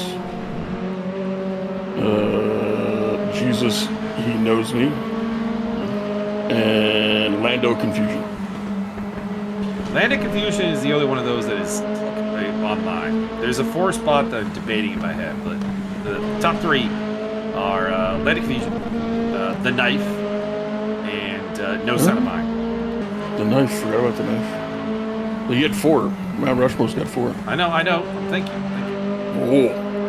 I'm just like I don't know if there is like that definitive form. So, Not even Invisible Touch? it's I'm not a big fan of Invisible Touch. Just kidding. I kind of want to put the Congo just because it's so very different for them. That's fair. But it's like quite good. Oop, 3 wide here. I would have the same sort of an answer if people asked me about the Police, because I really like their song, Tea in the Sahara. And it's just not the same as any other song they've ever done. You're going tonight. That's one. That's the Smashing Pumpkins. I'm not familiar with the Smashing Pumpkins. No, Tonight's the night? tonight. Just like 2 night times 3. Oh, it's just, well, we're going to do one more than the Smashing Pumpkins. One more tonight. That'll be the 4th spot. But honorable mention to the Congo just because it's like the song. If I played it, you would not guess it's by Genesis, and but it's still pretty good.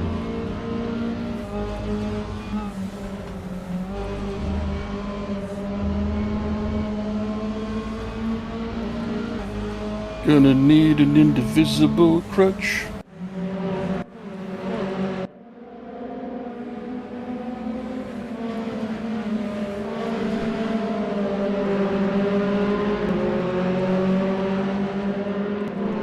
Leads by 1.2 seconds. He's pulling away with it, and I think we've officially got our winner. But we'll see. He gone. He could still F up.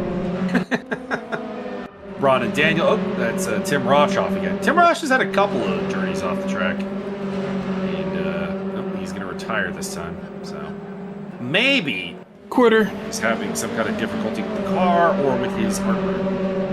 I believe he had covered his entire front left tire in squirrels. Well, I mean, it just stands out that like he had a pretty uneventful, clean race 1, and race 2 for him was going quite poorly. So, suggests that there maybe was a problem that we're not aware of. As Obertal overtakes Pater for 10th place. Pater's having a decent run considering he started this race in the last. And he is running ahead of Konieczny, Butler, and Seaters, plus the 2 retired cars. Buttle. There is Tim Rosh.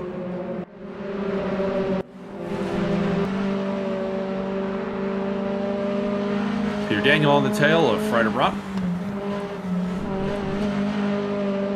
Do you think he has a very high-strung Freider flight response? Daniel has had 2 podiums this season with seconds at Zandvoort and Imola. And Freider Braun has had just the 1 podium. It was a second at the other race at Imola. He was on the podium in race 1. Daniel was on the podium in race 2.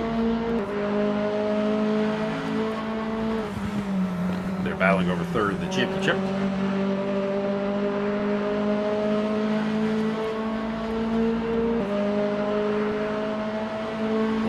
Tall.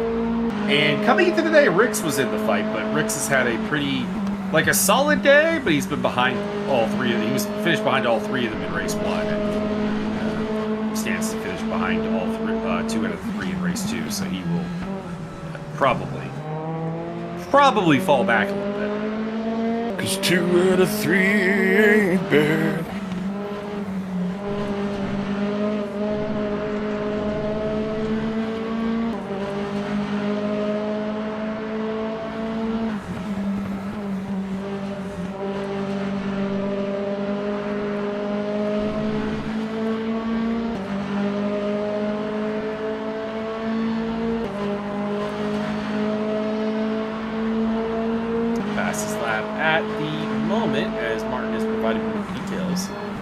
Surprisingly belongs to Tobias. I would have have honestly thought for sure it'd be Ribeiro. But not the case in this instance. Get up, Tobuscus. It's close, but it's very, very close. 38.882 for Ribeiro. 38.826 for Thirol. So it's less than a 10th difference. Radoslav Obertal has another name on his checklist. It's Yuri Kurtacheville. He's checking his list twice, and he's going for it. That being said, getting past Yuri, catching Yuri and passing Yuri are two very different things.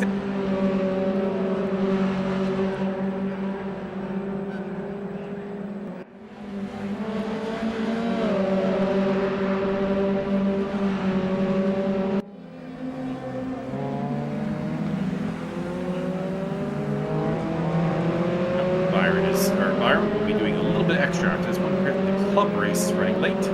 So after this race, we will go hop over there to cover their, their like last 10 minutes or so. Alrighty. Give them a little bit of love. Yeah, we gotta give the guys at the low end a little love too. Oh, I didn't know that's what that meant. Well, yeah, pros top, pro AM is second, and club race is down. So that's like server 3. Okay.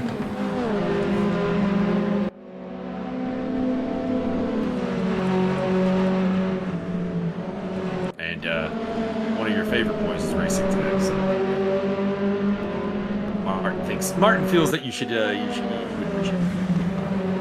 These are perhaps true feelings. Barrow leads the way from Braun and Daniel and Thirol, which you can see in their shot, are all possibly going to finish this race in second place. Higgs in 5th. Higgs is reasonably comfortable. Gunnar Ricks is a little bit closer to him, but I would think that he should be able to hang on. Komorowski is the loneliest man on track. He is 9.8 seconds behind Ricks and 3.3 seconds ahead of Obertal. So I'm sure he's happy with that though at the moment.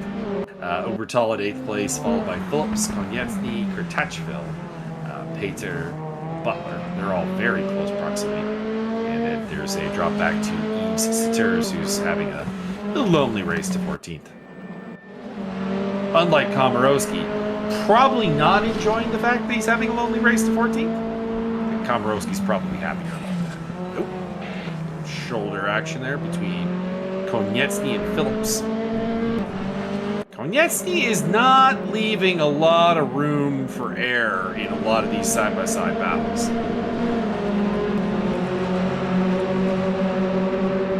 And he's got his favorite person in the world, Yuri, on his tail. Whoa! Ryder Braun gets real wide.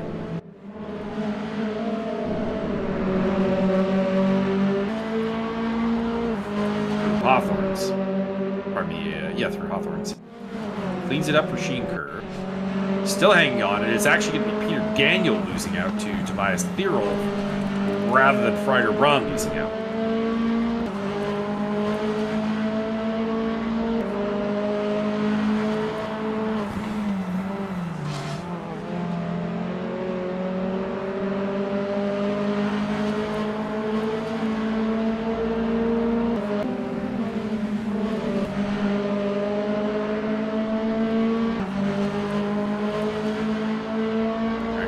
He's gotten past Phillips. He's got a little bit of room.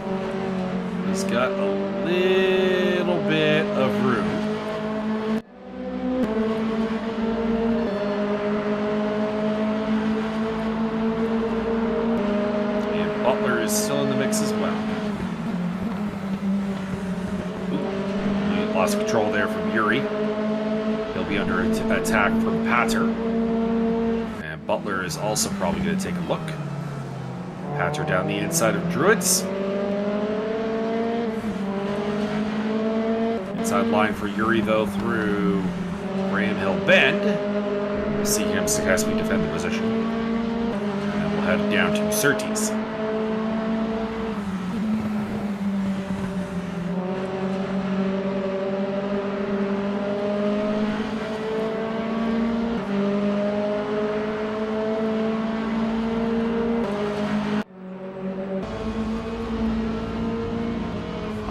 Butler.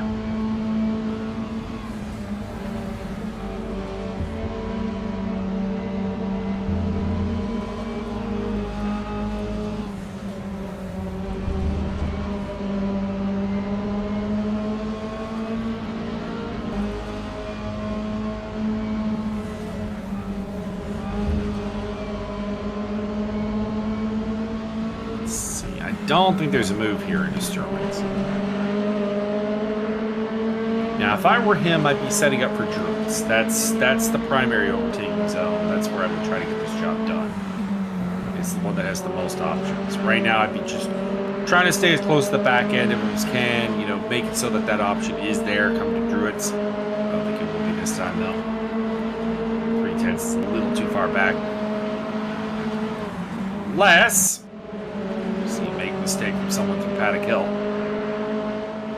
But, nope. Isn't good.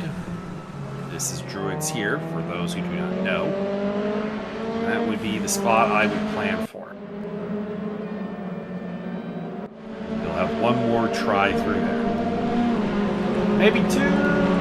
Probably not two. Probably not two. Probably. Should be the penultimate lap here.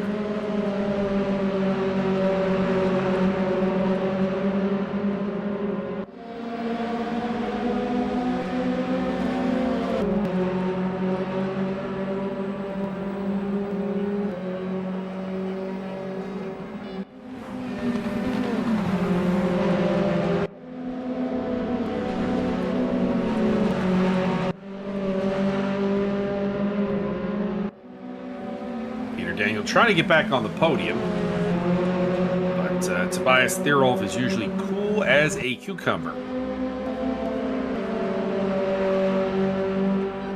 And Byron or Tobias, you better hit like 270 for me this coming season. Otherwise, it's gonna be hard justifying you to be in the lineup. Somebody else will come for that DH position. Maybe one Byron Gant. Oh my goodness.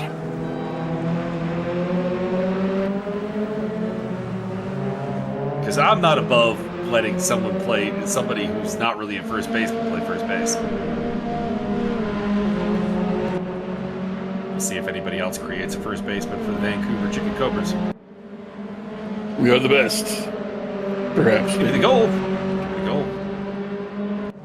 We're the best around. We'll have some stiff opposition from the Yasmin Narvaez-led Sacramento team. Wrong. They're too short, and all of the players have been banned from F. Oh no, they're gonna have Toby. We know Toby's good. Toby Maguire. Toby Garcia.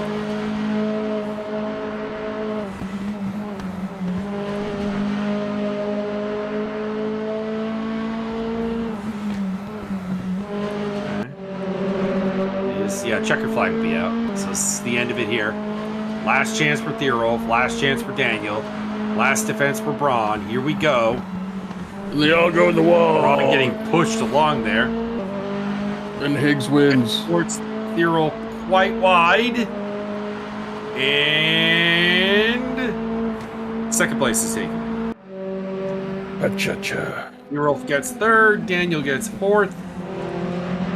Obertal did catch up to the back of Komorowski. I didn't think he would, to be honest. Making it a little bit interesting here for seventh place as we get to the line. And honestly, I suspect Komorowski might have had a gas problem there at the end, because his car seemed to just kind of die on that final straight. We'll hang on to seventh nonetheless, but I do wonder if that was how Obertal was able to catch up as well as he did. Barrow does pick up the double, and he is going to be your champion. Braun, Thierolf, Daniel, Higgs, Ricks, Komorowski, Obertal, Konechny, Kratachville, Phillips, Pater, Butler, and Seater is finished. We lost Tim Rosh and Nicholas Campbell along the way.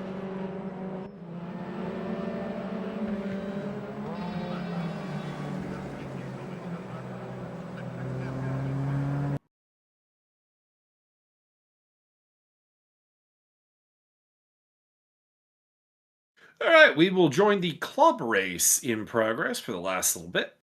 It's clubbering time. It's clubbering. We're going to get the club. The clob for GoldenEye fans.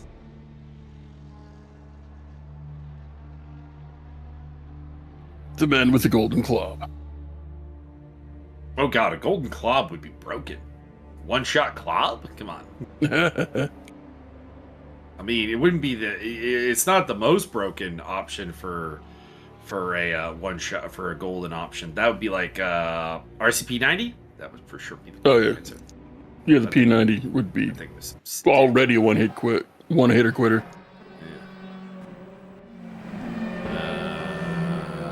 Interesting that we have 48 minutes left. I thought this was supposed to be a 30-minute race.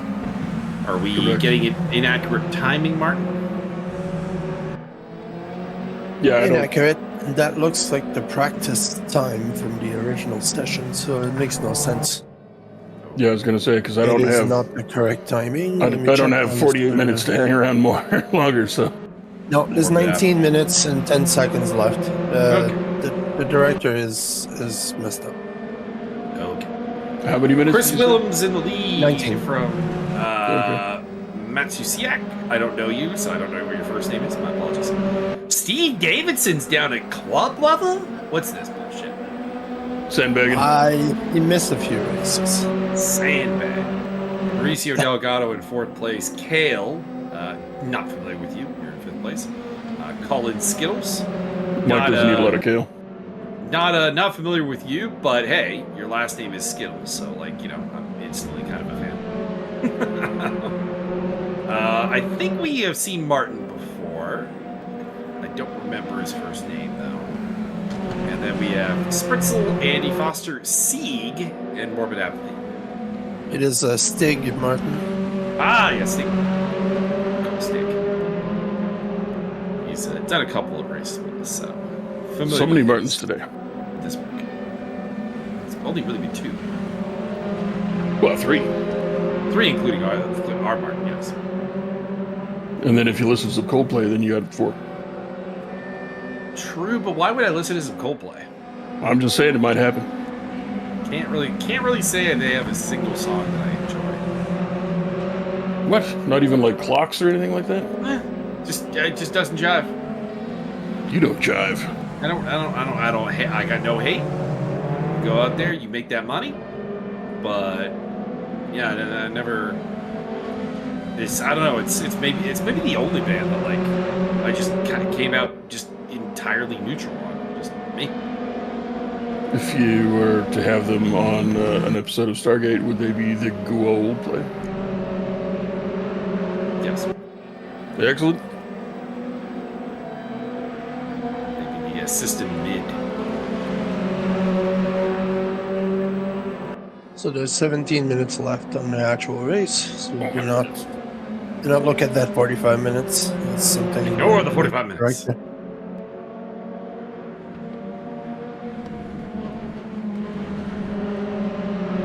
You know, for a plain blue car, that livery actually looks pretty good. Oh, I may have Caster's cursed it. He's off the track. Womp womp.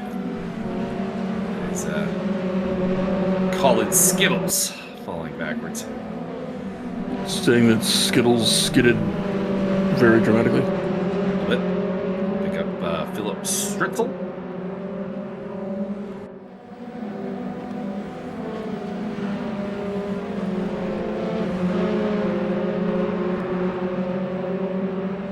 He's putting the pressure on Stig Martin, and just ahead of them, that is Alan Kale. And in front of him, Mauricio Delgado. Mauricio, that is not the car I would have thought you were to pick. It's pretty plain, pretty drab. You see Mauricio in colorful stuff. It's not even yellow. And there is a yellow option. I feel the need to point this out. There do be colorful options. It's not like we're racing the Carlsons, which have only one livery, and I really like that livery, but it's very not Mauricio because it's like black and light green. Looks really good, actually. I keep wanting to incorporate that car into like race series so that I can race it, but it is one of only 2 cars in its class, and they are not balanced in any way, shape, or form. I don't even know why they're in the same class. Like they cannot race each other.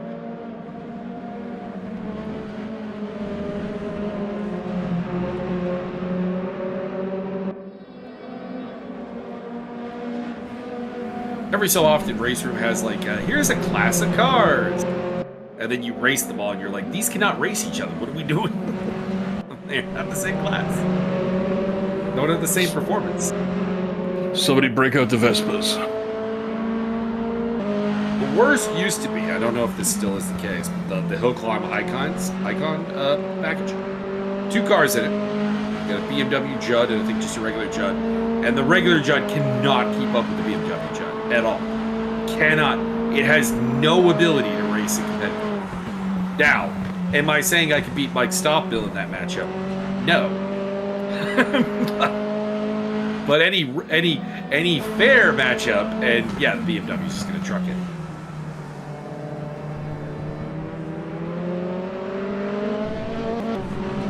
I haven't touched that in a long time, so I have no idea if that reflects the current balance, but it's definitely the case. That is not ideal. Just gonna try and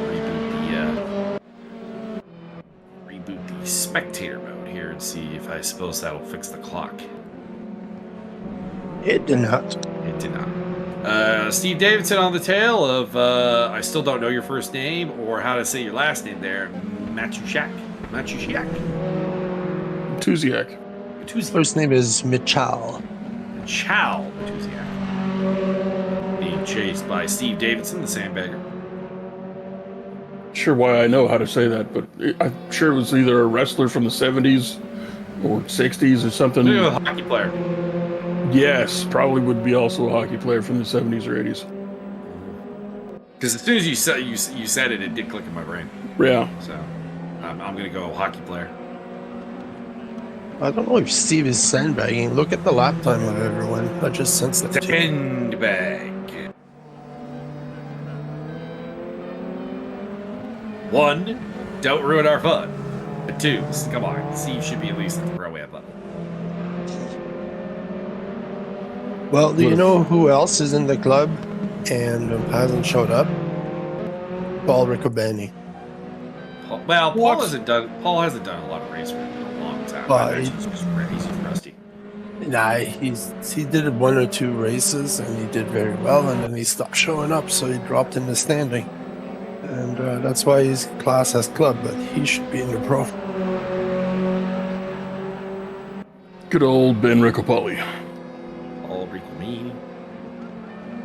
Fighting on Dana White Contender Series on his next sim fight, actually. Unless he tells me not to take the Dana White Contender Series contract, in which case he won't be.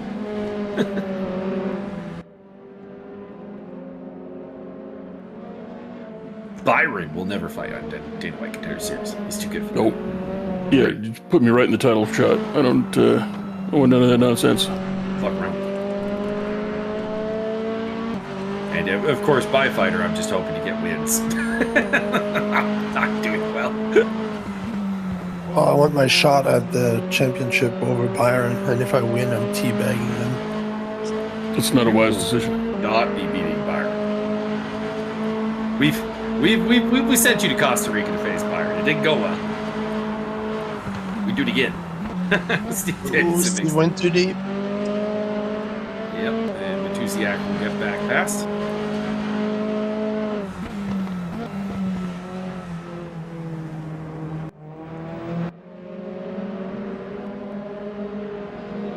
Shout out to Chris Willems. I know this is a club race, but I'm used to seeing him quite a ways back. So to see him up front, and like significantly up front, that's pretty cool.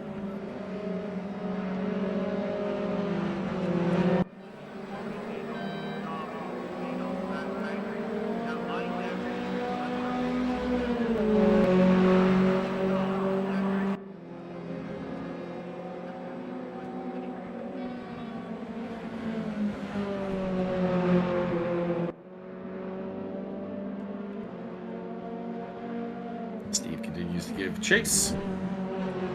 Some Tuziak. Battle for second. Pretty lonely. Delgado's about 7 seconds back of them. Battling with Spritzel. Kale's a little bit behind them. Then Martin, then Skittles. Foster's kind of on his own. Sieg's on his own. Apathy's on his own.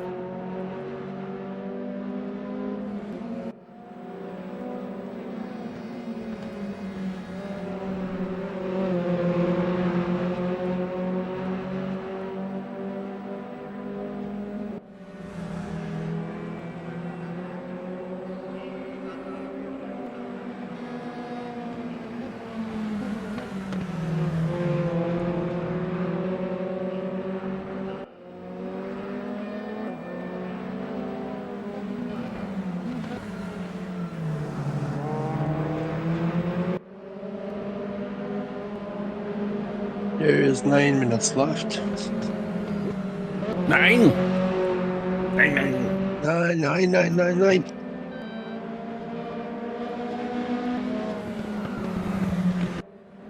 Just letting the battle play out. Not much to talk about. Oop, Spritzel going for the move. Side by side with Mauricio. Spritzel, don't take this the wrong way, but we're cheering for Mauricio. There's chorizo in it for us. He's off the track a little bit. Spritzel will get 4th place for the time being. Mind you, we've only been covering this race for like 6 minutes, and we've already seen 4 different cars hold 4th place, so it's a slightly cursed position right now.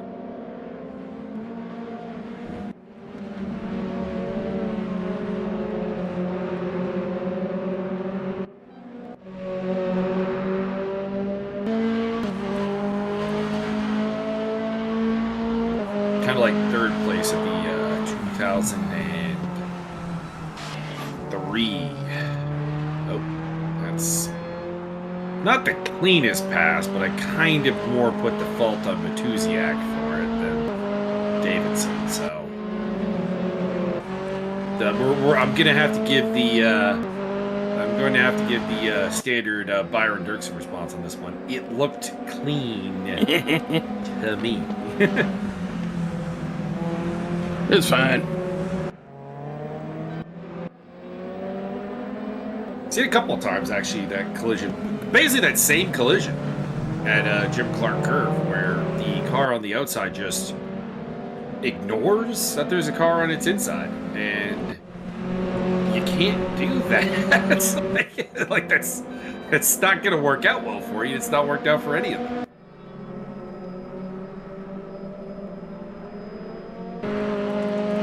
Gonna have to leave room. Nope, no room. Well, or you go off the track. Like, that's your choice. Wow. Well, maybe I'll make my own track. Blackjack. True. In fact, now we have our 5th different folder of 4th place as Matuziak loses 3rd to Spritzel. Yeah. In this case, not necessarily cursed because Spritzel's moving up in the world, but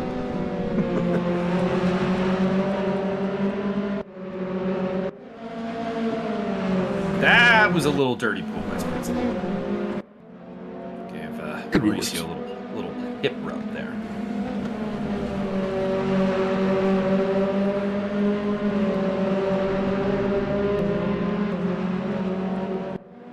It's 6:15 to go.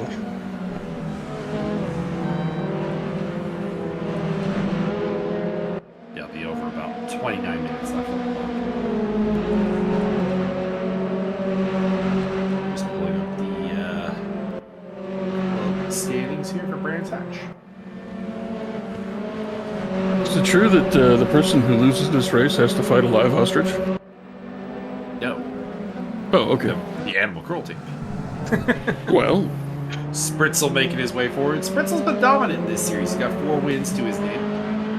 Steve Davidson in 2nd with 4 podiums. Matuziak's in 3rd. One of the few other wins. Oh, that's Oh, boy. Mauricio going that way. Mauricio, I can't defend that, Mauricio. other way, buddy. He rejoins the action in 8th place.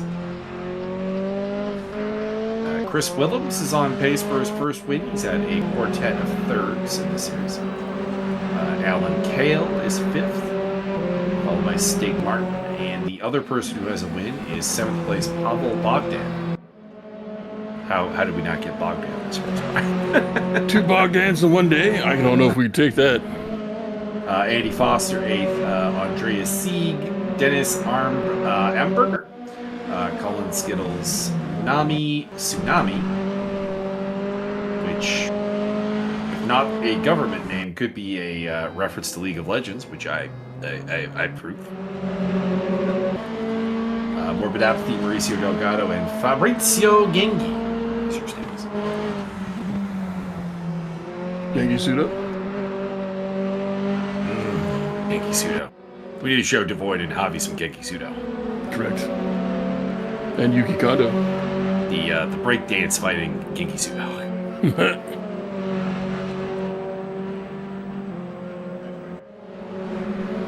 Still undefeated in the UFC. And always will be. Gotta be one of the two weirdest cuts they ever did. Him and Logan Clark. They both were 1-0, and they just never got booked again. Logan Clark, the Pink Pounder? Pink Pounder beat Steve Burns. It was a good fight. Steve Burns versus Logan Clark, good fight. I don't know why both of them kind of got cut. They did bring back Burns to fight on the Ultimate Fighter. What was the Rampage for season 8? Something like that. Anyways, he lost to Amir Sadal in his fight to get in the house. But what about Kevin It was a Burns? really good fight. He must have gotten hurt during it because they had they could bring back somebody who lost because if you recall, Paul Bradley that season basically had the herpes on his neck and Yeah. needless to say was told please go home. And they brought back Patrick Schultz who, in my opinion, had not done very well in his fight to get in the house. He lost to Luke Zachrich. Or was it Cale Yarborough? That's what I wanted to. And I was unimpressed with him, so I assume Burns must have picked up an injury in the fight with Sadal. Otherwise, he for sure would have been the person I would have brought back.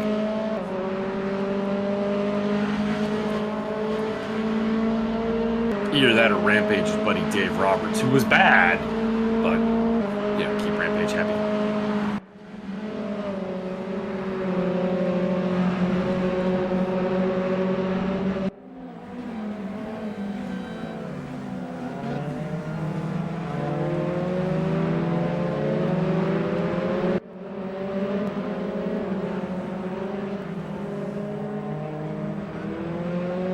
The other person I would have considered would be Aaron Meisner, but Aaron Meisner was not going to go anywhere fighter. If you recall, Byron, he was the one with the giant freaking knee brace. And I was reading an interview with him later, and he had no ACL in that knee whatsoever. So Oh, damn. there was not really a lot of point of getting him in the house. 1 minute 45 to go. Oh, my God. Will Willems Still will in the himself. lead. He's got 2.5. He's got 10.5 seconds. So at this point, the only one who can stop him from winning this race is him. So just focus on making your turns. Keep it good. You don't need to run a quick lap here. You've got the cushion. Just make it happen. Davidson and Spritzel are also pretty comfortable on their podiums. Matusiak is holding on to 4th place. He's got a decent gap to Kale. Kale is under some pressure from Stig Martin. That'll probably be, I think, the only spot that really could change hands in a what's the word I'm looking for?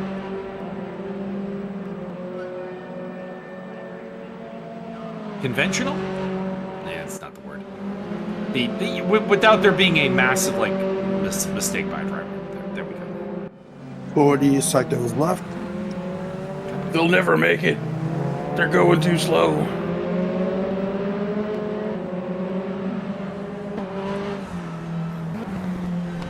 Honestly, their lap times are not too far off the pros. Like the pros were doing like what 138s is their high time, and these guys are doing 140, 141. So it's not too bad. Awesome. What if they run out of transmission fluid before they get there? I mean, that'd be bad, but I don't think this game replicates that kind of problem. I could be wrong. Surprise! I don't think that that's part of the damage model.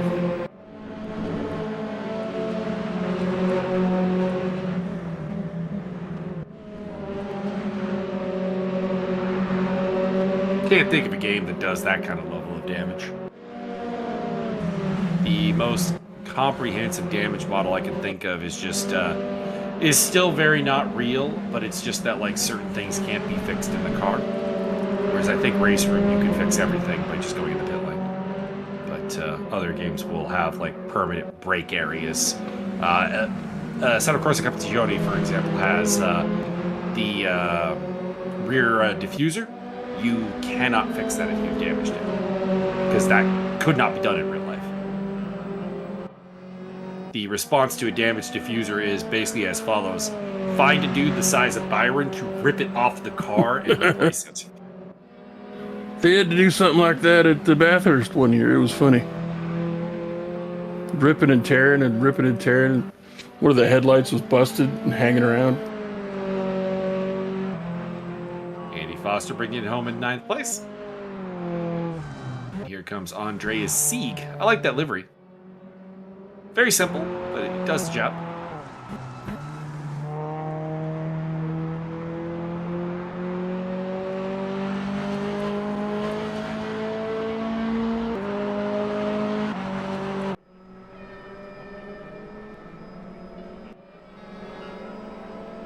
Sieg's been in the top 10 every race this season.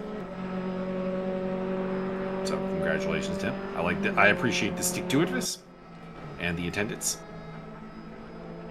And yep, Chris Willems gets his first win of the season. Davidson second. Spritzel gets the fastest lap in third, followed by Matusiak, Kale, Martins, Skittles, Delgado, Foster, Sieg, and Apathy. So heading into Bathurst. Well, I have no idea what happened in race 1. So I could not speculate as to who's got the championship edge. Spritzel's not been prior to today. Spritzel had not been beaten in any race, but he also didn't attend the Zandvoort race. So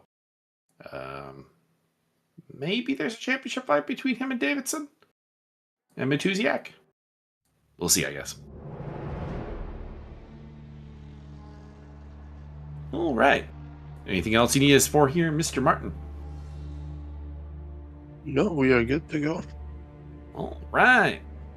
Well, thank you for joining us today for 2 races in the pro category and about a half race in the club category. Hope you enjoyed the commentary. Hope we didn't butcher anyone's name too badly. And I don't have a lot to add.